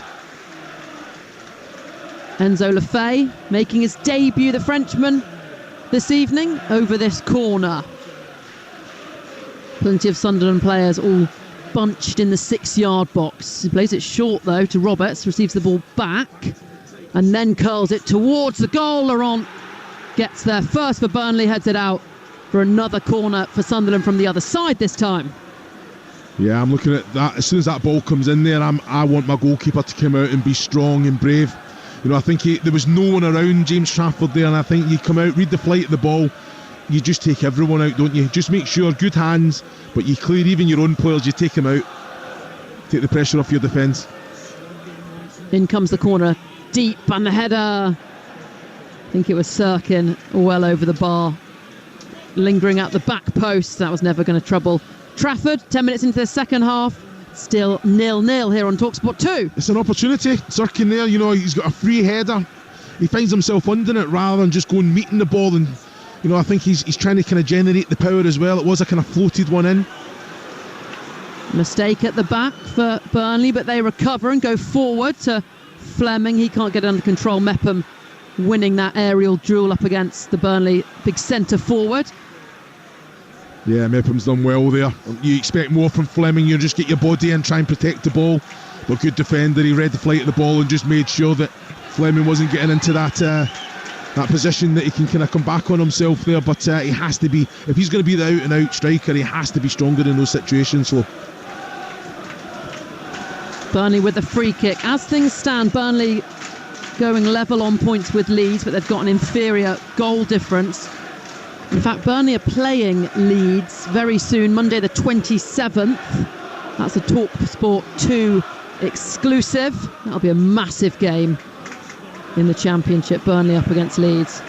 Currently, though, 0-0 here at Turf Moor between Burnley and Sunderland. Sunderland in possession with Roberts on the right-hand side, dribbling slowly at Humphreys and driving forward, cutting back onto his left foot. He's doing really well to shake off Humphreys, puts the ball in the box, and a Sunderland player goes down, but they're never going to get a penalty for that. And the referee, Anthony Backhouse, just wags his finger at Enzo Lefebvre, it was, who went down, and Burnley will come forward now. Well, I need to have another look at it on the monitor, because if it was any other player than Connor Roberts, I was saying, definitely not a penalty. But Connor, he knows all the tricks. You know, he's very clever with the way that he does things. I'm just waiting for this one to pop up in the monitor if we're going to get another look at it. I'm not too sure. But yeah, you'll just look at the player's reaction, and Connor Roberts kind of got himself away from the situation as quickly as he possibly could. Brownhill combines really well with Anthony, but that's really great defensive work from Bellingham, who comes away with it. So now with Neil, tries to slide it through to Isidore, cut out just in time. Burnley back on the ball. 0-0 here at Turf Moor, and the Burnley fans are urging their side forward. Yet to lose in the Championship at Turf Moor. They're drawing here currently. Enzo Lefebvre on the ball now. On loan from Roma. Roma bought him in the summer for 23 million euros. It's unbelievable, isn't it? And it does, it's a statement of intent, isn't it? Bringing a player of that quality. You know, all the structures that are in place, broken, but you know what? Look where they are. Look where they are. They can go into the automatic places if they get a win here tonight, and I think it's a big statement just them coming here and starting the game as well. You know, the manager has that trust to throw them straight in. As Trafford goes long, it's headed back by Mepham. Humphreys heads it forward. Scrappy passage of play, but Josh Brownhill comes away with it in the centre circle. Slides it out to the right-hand side where Jayden Anthony has space and time to turn and go forward. Anthony back in field to Cullen. Cullen lays it off. And Anthony now puts the ball in the box. And on the spin, the effort from Fleming was blocked. Sunderland clear. Yeah, again, good defending. Daniel just getting in the face of Fleming there as well. You know, I think Unai and Mepham were snipping around there as well. So it's just, it's a good ball in again from Jayden Anthony picking out Fleming. Approaching the hour mark. Burnley 0, Sunderland 0. We've got more live championship coverage tomorrow, 12:30. South Wales derby, Cardiff against Swansea, the Championship Talksport exclusive at 12:30 as Burnley try and come forward. Josh Brownhill it was, but Enzo Lefebvre was back and manages to shrug him off the ball, knock it back to his goalkeeper. Yeah, well, he's shown that he what's without the ball as well. Enzo Lefebvre getting in there on the back of Brownhill, getting that telling touch, putting it back to Anthony Patterson as well. So no, Yeah, I think it's been an okay performance. You know, you've seen the real quality, excellent ball in from Isidore, but he's also doing his defensive duties for the team. Sirkin passes back to Luke O'Nien. His 7th season with Sunderland, and then Sirkin, really nice little nutmeg through Jayden Anthony's legs, brings the ball forward up to Lefay. Bit of a loose pass, but Sunderland still have it. Slid out to Chris Rigg, the teenager, in the middle of the park. He finds Roberts on the right-hand side. Roberts up against Humphreys again. Back into Rigg. Rigg on the edge of the box, shaping to shoot, but instead dinks it forward to Lefay in the penalty area, but from a wide angle. Back to Sirkin on the edge of the box. Sirkin to Lefay. Lefay edging forward. Sirkin then whips the ball in. That's headed clear by Laurent, and Foster on the follow-up can't hook it away, but it rolls and spins out for Humphreys, who will play it downfield for Burnley. Met though well by Mepham. Chests it into the path of Roberts. Roberts slides it forward for Isidore. Overhit pass. Out for a goal kick. Yeah, again, it's just the pass, isn't it? From Roberts there. Mepham done excellently as well. This is where I just feel with Fleming, you know, that out and out, you have to be strong, you have to take those little knocks, you have to make sure that you can hold the ball up, but Mepham just read the flight of the ball, takes it on his chest. One possession of the ball, it's just Roberts a couple of times this evening, hasn't he? He's just put a little bit too much. It's an excellent ball, but again, the angle of the pass is excellent, but just a bit too much of the weight. Free kick for Burnley for a push in the back on Zian Fleming as he tried to jump up and win the aerial duel, and all the Sunderland fans in that far corner were just up on their feet, serenading their side. 2,000 of them have travelled to Turf Moor this evening. They do have a really good away following, Sunderland, you've got to say. Yeah. Very impressive. You know, I think, they have all over the years. Fantastic football club, you know, well supported. Burnley in possession. Laurent forward to Brownhill. Sunderland pressing in packs and force Burnley all the way back. It's then spun out looking for Anthony. Sirkin gets there first. Great battle between Anthony and Sirkin. It's now Lefay driving on the left-hand side. He's not got much support. Tries to beat his man. It's off Roberts. No, in fact, it's off Lefay. And Roberts now will come forward for Burnley just over the halfway line. Lefay is back. Does win well to win the ball, and Roberts goes down holding his leg. A little bit of dark arts there, as you said. Yeah, he knows it. I think there is a contact though. You know, it doesn't matter if it's soft. You get a little knock of the ball. I just think Lefay was a little bit frustrated that the throw-in went against him there. But Roberts, it wouldn't surprise me. You know, I think just having a little look at it on the monitor now. Oh yeah, it's free kick. I've been very harsh on Connor Roberts there. He got smacked in the top of the ankle by Lefay. Yeah, it should have been a foul. Definitely should have been a foul, but it just shows you Lefay has that about him as well. He's just had a little comment to Roberts as well, a little high five from the two of them as well. So I think they're enjoying the little battle down that left-hand side. So far, these two sides cancelling each other out. There's some really good duels all over the pitch. Sirkin and Anthony both getting the better of each other at different occasions, but still 0-0 here. Can either of these sides make the breakthrough? And you feel that Sunderland would be probably happier with the draw as the ball is hit up to Isidore, headed clear. But if they win here today, that would be such a statement win for them. Yes, it could be the catalyst for them to just kick on as well. You know, I think with everything else that's going on with the football club, where they're sitting at the minute, very, very healthy position.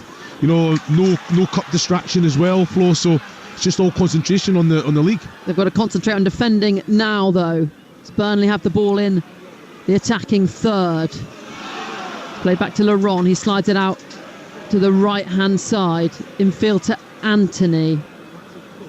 Burnley just toying with Sunderland. All the Sunderland players are back now. Infield to Cullen. Still manages to hold on to it as Bellingham, in fact Isidore even pressed him. Burnley now have to go all the way back though. Humphreys just inside his own half. Infield to Cullen. Out to Welshman Connor Roberts. And Burnley opt just to hold on to the ball. 25 minutes remaining, still 0-0. I've just seen Bashir Humphreys, the Burnley left back, just driving centrally at the halfway line and then passing it out to the likes of Connor Roberts and then making the dart down into the right wing. It's like, yeah. I think just trying to kind of move players around. I think they're all comfortable to receive the ball in tight situations. Humphreys on the ball now, chalk on his boots on this near side, pressed by Roberts, so goes back to Laurent. And I can see, I think it's Jeremy Sarmiento standing next to Scott Parker, stripped off, ready to come. We're very high up here at Turf Moor and the technical areas of the managers and the subs benches, the other side under the Bob Lord stand, so it's quite difficult to actually make out the sub, but we'll see the number when it comes up on the fourth officials board as Burnley drive forward. That's a loose pass. Isidore now has it for Sunderland. Pushed off the ball by Laurent, but it's a fair challenge. Isn't it? No, he's put the shoulder into the back of Isidore's back there, right in front of the referee as well. The referee happy with it, and Burnley will come forward now. The ball put across the box, and Humphreys with the header back across goal. Cleared though by Rigg. And looks like Wilson Isidore is down. Burnley will continue to play though. They don't have to stop play. The header across goal. Fleming's in the box. Oh my! No penalty. Wow. Zian Fleming went down. Looked like a push from Chris Mepham. Referee Anthony Backhouse waves it away. No penalty. The Sunderland fans and players are frustrated because Wilson Isidore was down in the centre circle and they wanted the referee to stop play or for Burnley to kick it out, and they didn't. So I think they think it's not good sportsmanlike behaviour, but Burnley continued, put the ball in the box. It was headed across goal, and it was O'Nien who was tangling with Fleming. No penalty given, but what do you think? Well, O'Nien hasn't touched the ball, and so there's contact with Fleming. He's very fortunate because it's a genuine attempt for the ball, but he's trying to wrap the leg around, but he takes the leg of Fleming there. There's no contact with the ball flow. So the referee's probably at the wrong side. He's at the back looking at that. So if he's unsure, he's waved it away very, very quickly. He's not even taking instruction from the linesman. But it's a massive opportunity there. Albeit, I think the Isidore one, I think it's a free kick. You know, a soft one, but Josh Laurent definitely puts the forearm into the back of Isidore there. And then when you're running away with the ball at an angle as well, you know, he's went to forward, but the referee was positioned very, very, very well there as well and waved it away. That was the last action as well for Zian Fleming. He was just substituted. Replacing him, Jeremy Sarmiento comes on to the field. Just 2 goals this season. He's on loan from Brighton. Played 20 games last season in Ipswich's promotion season. Just 2 goals though, Chrissy Williamo. That's not too many goals. Although I know Burnley haven't scored many goals themselves, but should he be scoring more than that for them? Yeah, well, you think about the opportunities, the amount of ball that they have as well. I think you're spot on. You know, I think it's about the chances created, the service that you're getting. You have to make sure that you're in the right position. But when that opportunity presents itself, you have to be clinical. I just had a WhatsApp from Adrian Durham saying it's definitely not a penalty. Huge dive, Fleming. So it's from the angle. You know, if there's any contact whatsoever, albeit be it a soft one, then you can understand, but Fleming has to make sure he gets the contact on the ball there. 69 minutes played. Burnley 0, Sunderland 0 here on Talksport 2.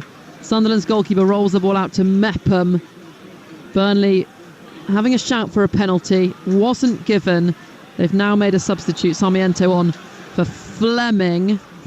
But the game just coming alive a little bit in the last 5 minutes or so, and it does feel like there's a goal in this game, Chris. Well, you hope so. You think there, you know, I think when Bashir Humphreys heads that ball into the box, if you're a striker, you're looking at just making a contact, making a connection with the ball rather than thinking, oh, I'm going to dive for a penalty, you know. So if that is the case, I'd be very disappointed.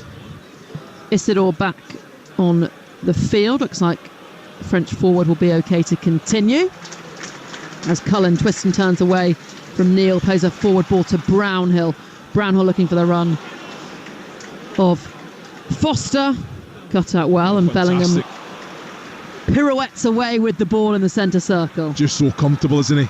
Bellingham, just his awareness knows exactly where everyone is on the pitch, but he just manipulates the ball so well.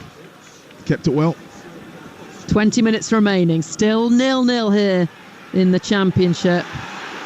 Anthony and O'Nien just having a little altercation, and Anthony's down holding his head. O'Nien sheepishly runs away. Both sets of fans not happy with that. We know that O'Nien can be a little cheeky sometimes. I think both of them were going at each other. No VAR, of course, in the Championship, so we just play on. Burnley in possession with Laurent.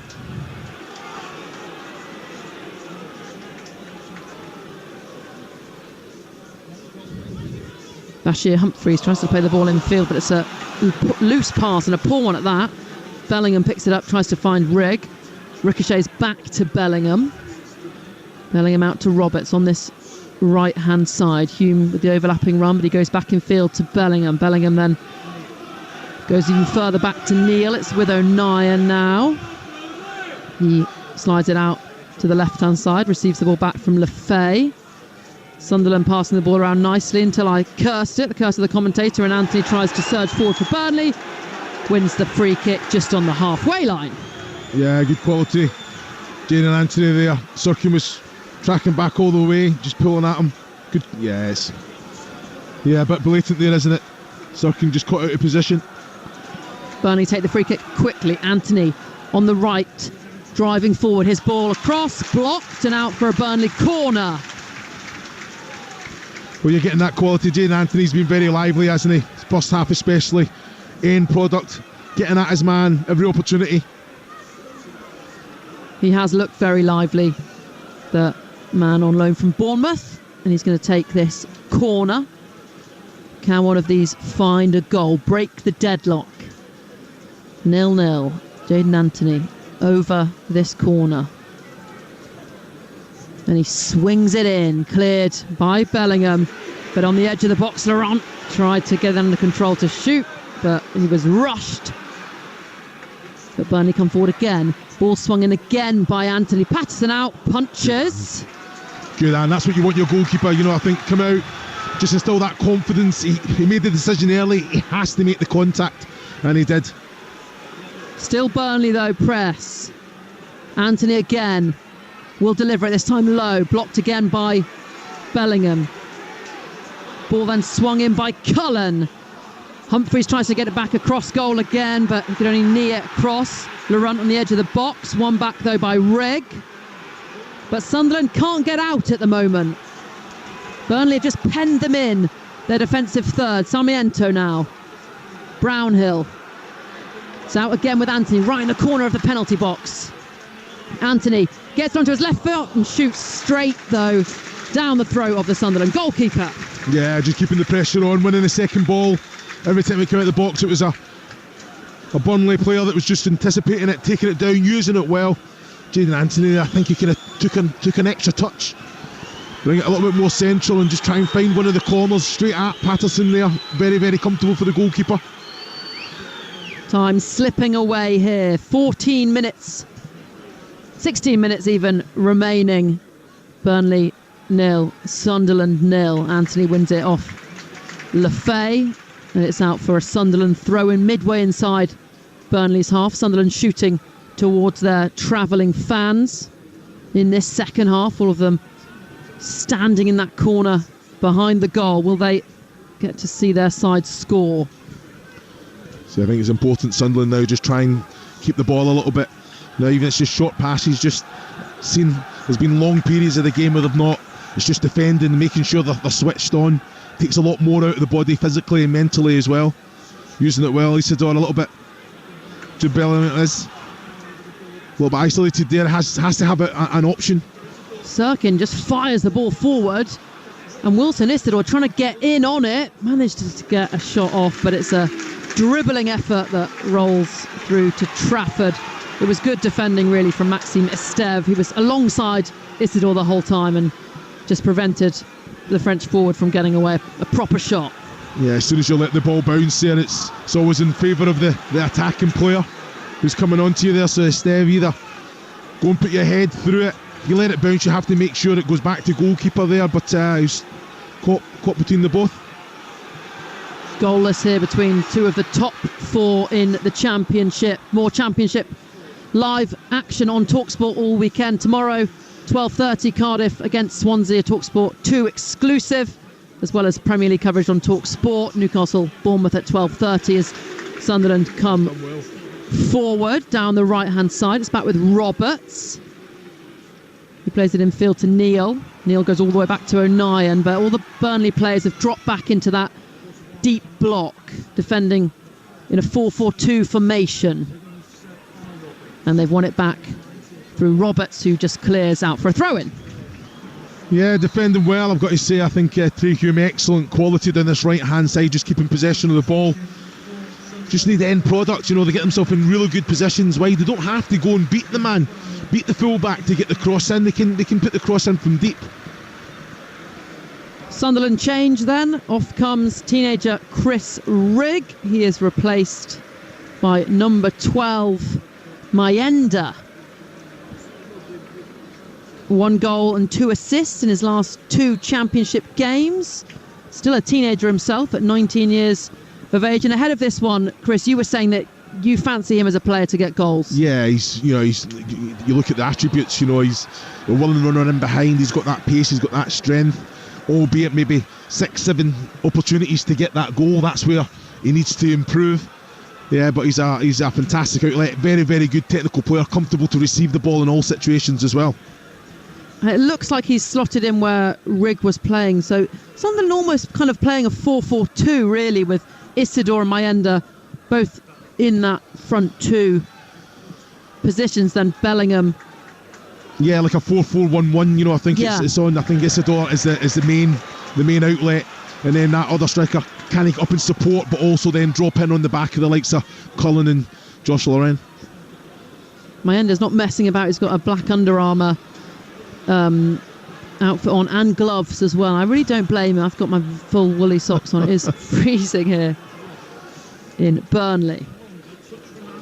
Ball up to Foster on the halfway line. The Burnley man manages to poke it back to Brownhill. Then it's loose, but it spins into the Burnley penalty area, and Trafford gets it under control with his feet.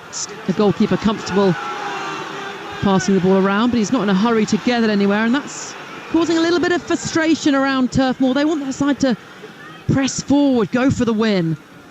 And as Trafford goes long, Hume just heads it out. Yeah, I'm surprised he's went for the, albeit they picked up the second ball in the attacking third. Brownhill out to Humphreys. Humphreys delays and then finds the substitute Sarmiento.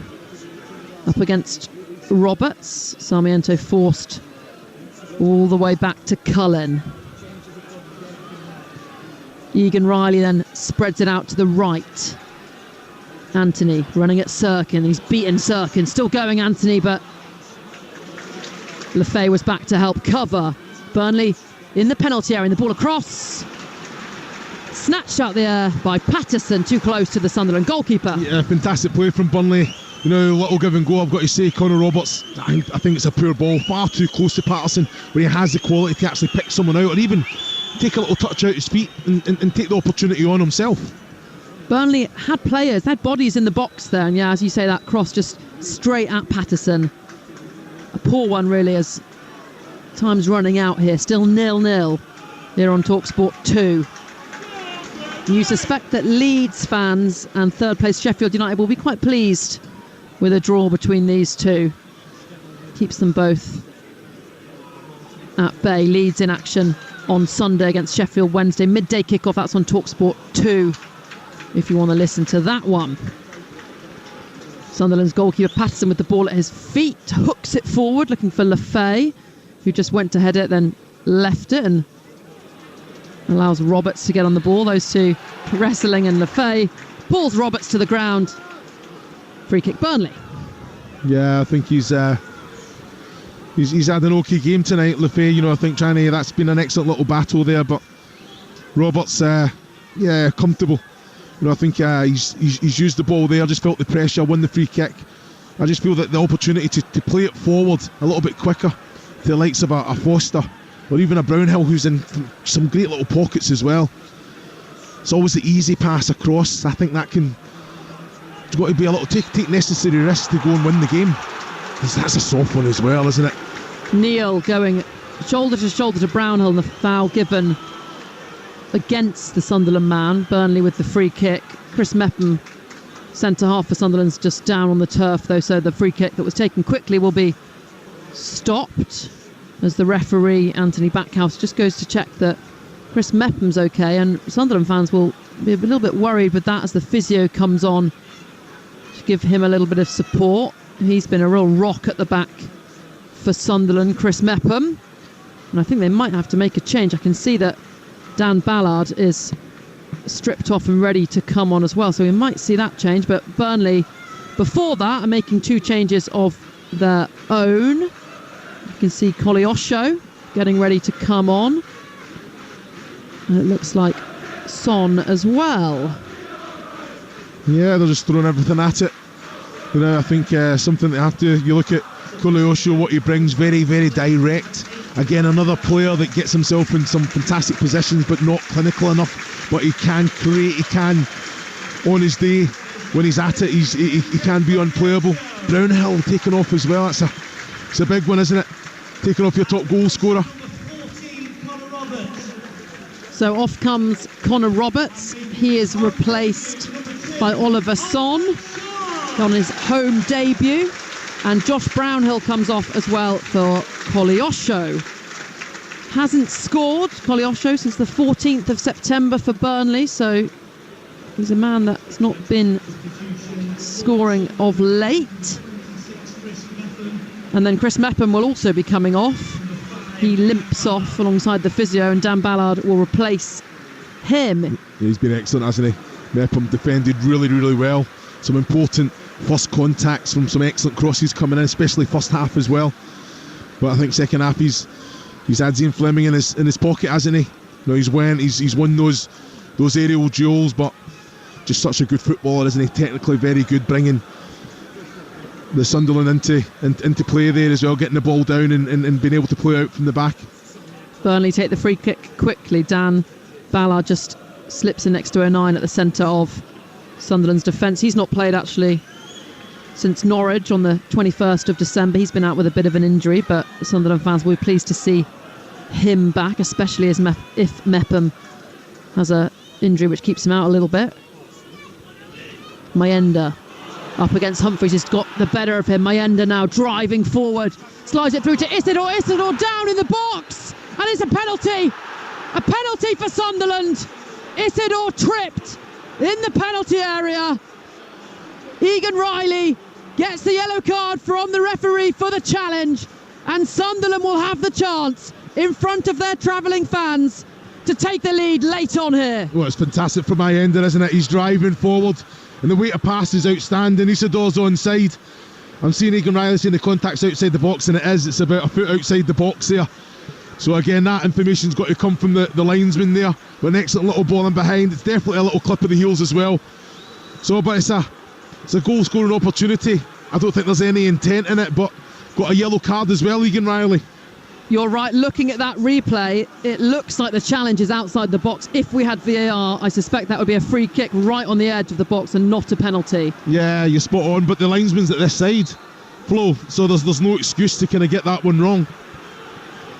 So it will be a penalty for Sunderland. James Trafford in goal for Burnley is trying to slow it down, doing up his laces. He's taking his gloves off now just to re-put the gloves on. They're just trying to play some mind games, get in the head of the Sunderland players, and it looks like it's going to be Wilson Isidore that will take it. The last two penalties that Sunderland got in the league were taken by Roberts, one converted, one saved, but it's going to be Wilson Isidore from the spot. He won the penalty.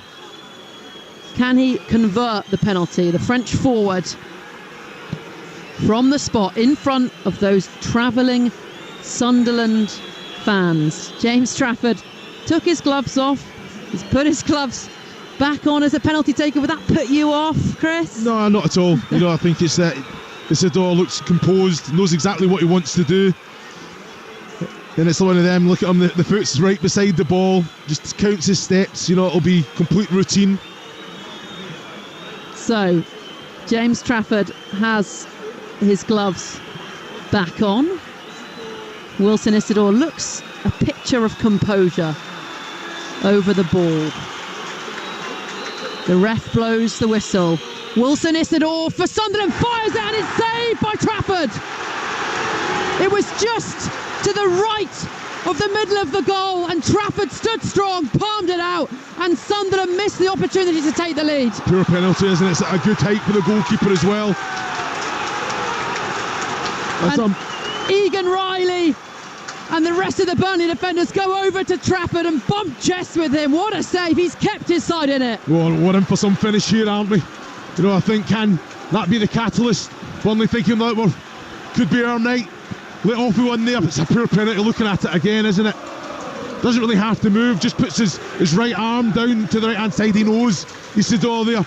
Maybe like all the shenanigans beforehand from Trafford, maybe it did get into his head there, but he looked completely composed and concentrated there. 86 minutes on the clock. Burnley 0, Sunderland 0 here on Talksport 2, and Sunderland unable to take the lead from the penalty spot. Wilson Isidore with the penalty that was saved. And that is a massive moment in this game. Anthony now turns away from Lefay. He's pulled back. Burnley win a free kick on the right-hand side, midway inside Sunderland's half, and a chance for them to get the ball in the box, and it's a yellow card, I think, for Enzo Lefay for that pullback. And the crowd here at Turf Moor are up now. Yeah, you can hear it, can't you? Players have got to kind of feed off that, buy into it. I think Lefay there, great little bit of quality from Jane Anthony to get away. That is just a little naughty one, just a little pull back. Completely understood and gave the referee a little bit of a nod of acknowledgement as well when the card went up. Big sliding doors moment when Trafford saved that penalty. Will Burnley punish Sunderland? 3 minutes remaining. They've got a free kick. Jaden Anthony over it. They've sent forward plenty of players. He swings it in, and the header from Humphreys sails well off target. Yeah, there's been a couple of stoppages as well this second half, isn't there? So, what, four minutes added time, I'd imagine, something run about there. But yeah, they have to make sure that they're on the front foot. Sunderland, can they grow into the match? Mayenda, come on, and it's an excellent bit of skill. Great way to pass as well for Isidore. It's got to be better. Mayenda with the touch there, make it stick. They are so good defensively, Burnley. They've only conceded 9 goals so far. Trafford saving from Wilson Isidore's penalty to ensure that they don't concede a 10th tonight. 0-0 still. 2 minutes left of the 90. O'Nien on the ball for Sunderland. Plays it square to Ballard. Over the halfway line. Fires it forward for Mayenda. Brings it under control. And then it's out by Son for a throw-in for Sunderland. Well, good quality. Ballard there fired the ball forward. Great little touch from Mayenda as well. Steph just had to come in and make the challenge.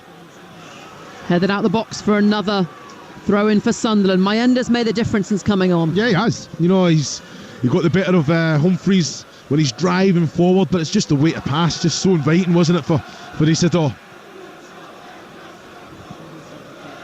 Throw-in's taken short. Can Burnley hook it away? It's off Mayenda and out for a Burnley throw-in now. They can't get the ball out, Burnley, off that corner near their corner flag. Time running out, but I suspect we'll have quite a lengthy amount of stoppage time at the end of the 90. Still 0-0. Humphreys throws it forward. Neil returns it, and then Humphreys knocks it out of play for a Sunderland throw on the halfway line. Yeah, pure from Humphreys that. I think he's watching the ball, he's under no pressure, just put the foot through it, turn the Sunderland defence, hang it up, so it has to be dealt with.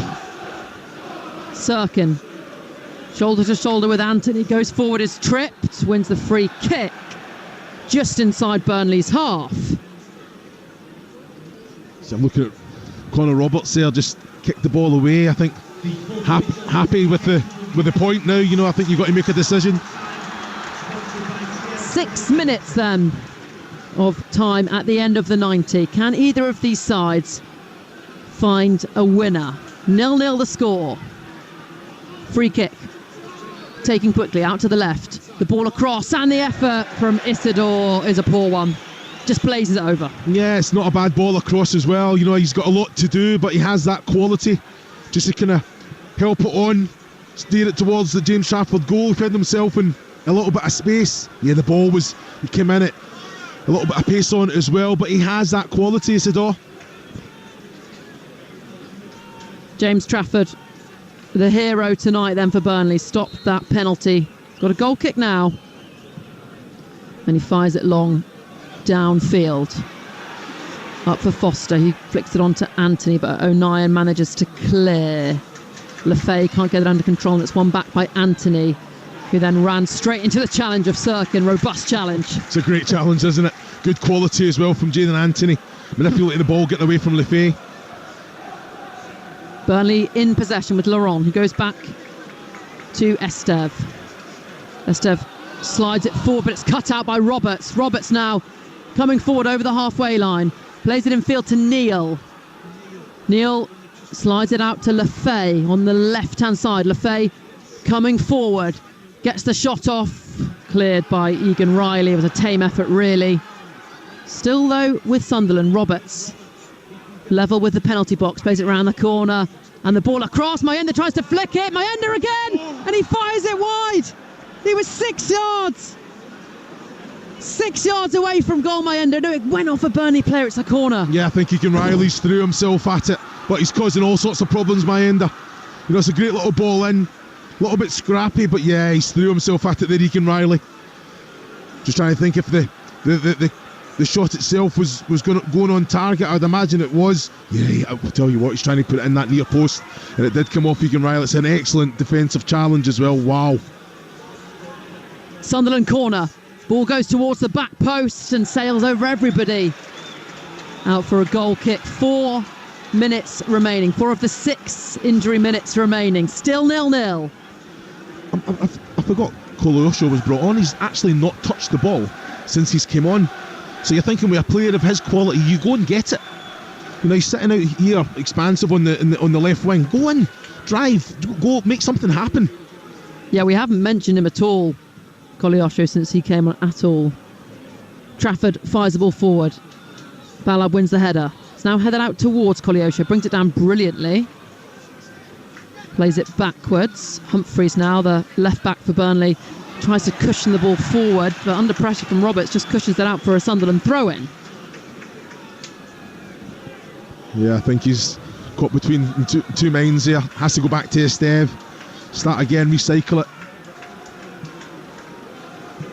Sunderland's Luke O'Nien on the ball, plays a square pass to Ballard, the substitute, on for the injured Chris Mepham.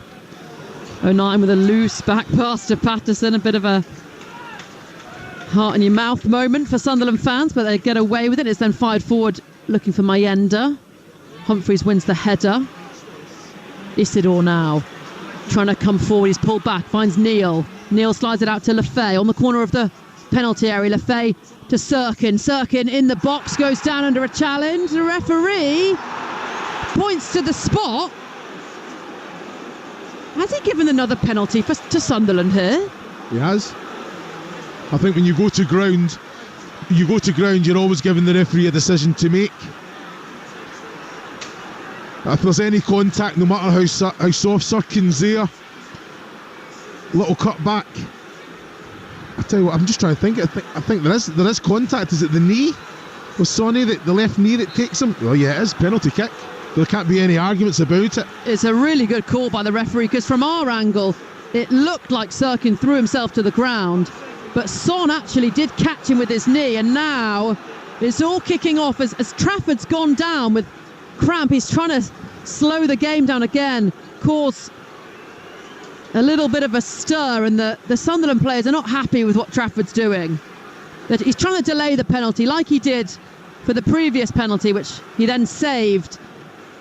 And Sunderland players are really not happy with it. The Sunderland fans as well, in the stands, absolutely shouting at Trafford. Physio's on. And welcome to listeners from Talksport. We're right at the end of this championship game. Burnley 0, Sunderland 0, but Sunderland have a penalty.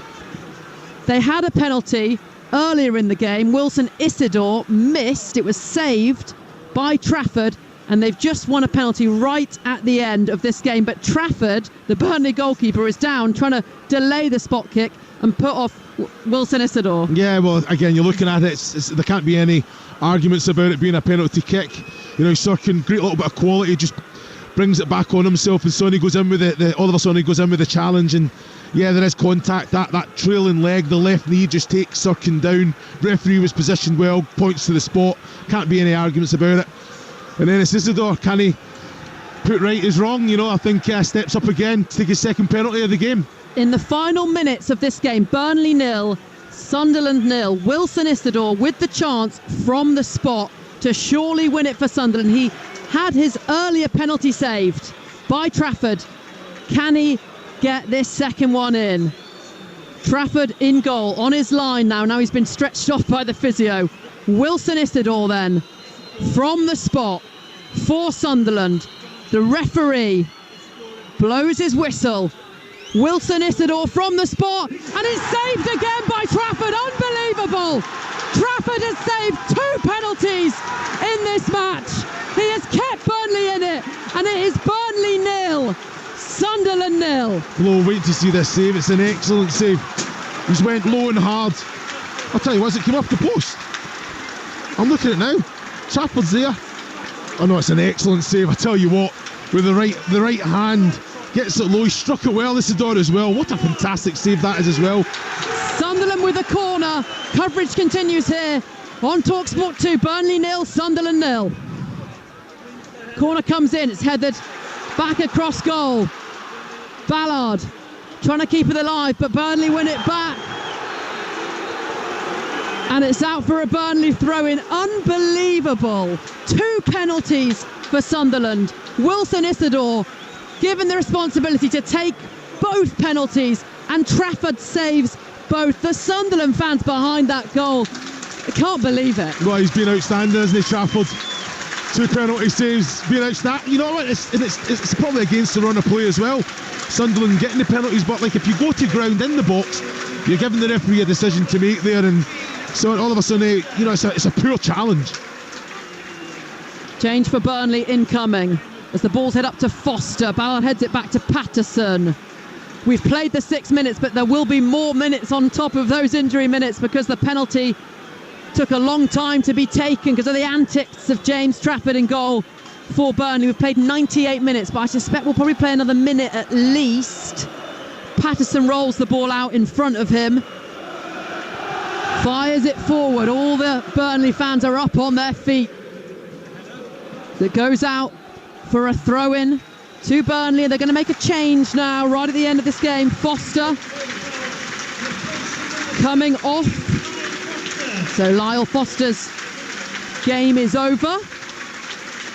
And who's on to replace him? Yeah, I think this change should have been made maybe 10 minutes before the end. There's Ashley Barnes coming on, just a player, just an outlet, win his aerial duels, get Burnley up the pitch, switch it up a little bit, and then a target for crosses to come into the box as well. He's not really been given enough time, I think. Just happy with the point now, I think, Scott Parker. A warm reception for Ashley Barnes then on his second spell at Burnley, back at Turf Moor for the first time this evening. A really warm reception, but as you say, he's probably not going to be able to impact the game at all right at the end here. Sunderland's throw-in is back to 09. He then rolls it back to Ballard in the centre circle. And there is the full-time whistle. Burnley 0, Sunderland 0. James Trafford is the story this evening. He is the hero. He saved 2 spot kicks. Wilson Isidore for Sunderland had the chance to win it for Sunderland twice. And twice James Trafford saved Burnley.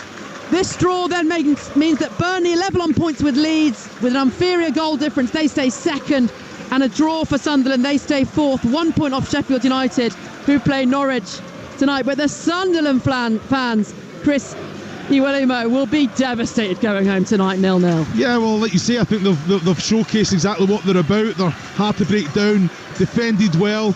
They went long periods of this game without the ball, but then opportunities by Enders come on and created some great opportunities. The first penalty probably shouldn't have been a penalty because the contact was outside the box. Can't be any arguments about the second one. Isidore struck it well, but James Trafford, isn't he? He's the hero of the night, isn't he? Has to be.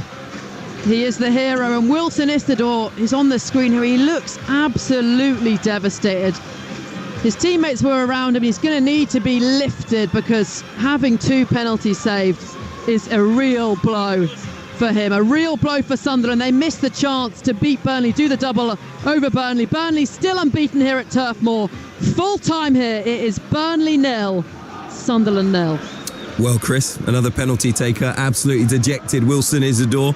We've been through this before, my friend. Utterly performative, as far as I'm concerned. Yes, he is only human. I don't blame him for missing the second penalty. I've got absolutely no idea why he was taking it. After his first penalty, there is no way he should have been stepping up to take the second. I think the Sunderland players need to take a big slice of responsibility for that, including the captain. He should never have been put in that situation for a second time. I'm sorry. Yeah, well, I agree with that. You know, I think when you miss it, then there's a number 2 on the list that wants to have a pop at the next one. You know, so fair enough. But the players have to decide that when they're out there. He obviously wanted to right that wrong, but James Trafford was up to the challenge. You know, I think the first one should never have been a penalty. You know, you'd have seen it. The contact was outside the box. It was a poor penalty as well. Second one was struck better. It's an excellent save from James Trafford with the right. It was a good save. The second one bounced. Penalties bouncing before they get to the goalkeeper. I'm sorry, that's not a good penalty, mate. The second penalty is a great save. James Trafford done what he done to put that seed in Isidore's head, and it worked. But no, I have to agree with you. I think the players out there, they have to say, right, okay, I know for myself, you know, the clubs that I was at, I was the penalty taker. If I went and missed, when I went to Wolves, Sylvain McFleet was the penalty taker. When he missed, I stepped in, and that's what you have to do. But the players, you know, Sylvain wanted to take the penalty again, but you have to step in, and like you say, the captain is the one that kind of makes that decision. What do you think about the 2 managers and how they'll be feeling after that result? Was a draw, despite the 2 penalties, on the balance of play, possibly fair? Yeah, I think you look at the chances created. You know, I think it's probably a fair result. But you look at it, Burnley have had 8 draws, 8 0-0 draws, and a point tonight's taking them joint top of the league. So one of those top 4, they do have to take responsibility and just kind of correct that. If it's Leeds, the away form, Sheffield United, okay, the home form as of late, but someone needs to just kind of click into gear, and you know what? Automatic promotion will be theirs. It was a really intriguing contest. Whatever happened tonight, I didn't think we were going to get goals. It means Burnley level on points with the leaders, Leeds United. They will play Sheffield Wednesday live here on Talksport on Sunday at 12:30 kickoff in that one. And Sunderland closed the gap. Big missed opportunity for them after those 2 penalty misses. It was great to see the Sunderland fans give Wilson Isidore a fantastic reception at the end of that game, showing just where their feelings are when it comes to this team. And right now, I think they truly believe Regis Lebris can do them proud this season. It'll be really intriguing to hear what the 2 managers have to say about it. You'll hear it, of course, over on Talksport, and we'll get reaction from both managers in our news bulletin. So make sure you're tuned in to Sports Bar Weekend with Adam Cattrall and Carlton Cole, the former England striker, very, very soon. Tears.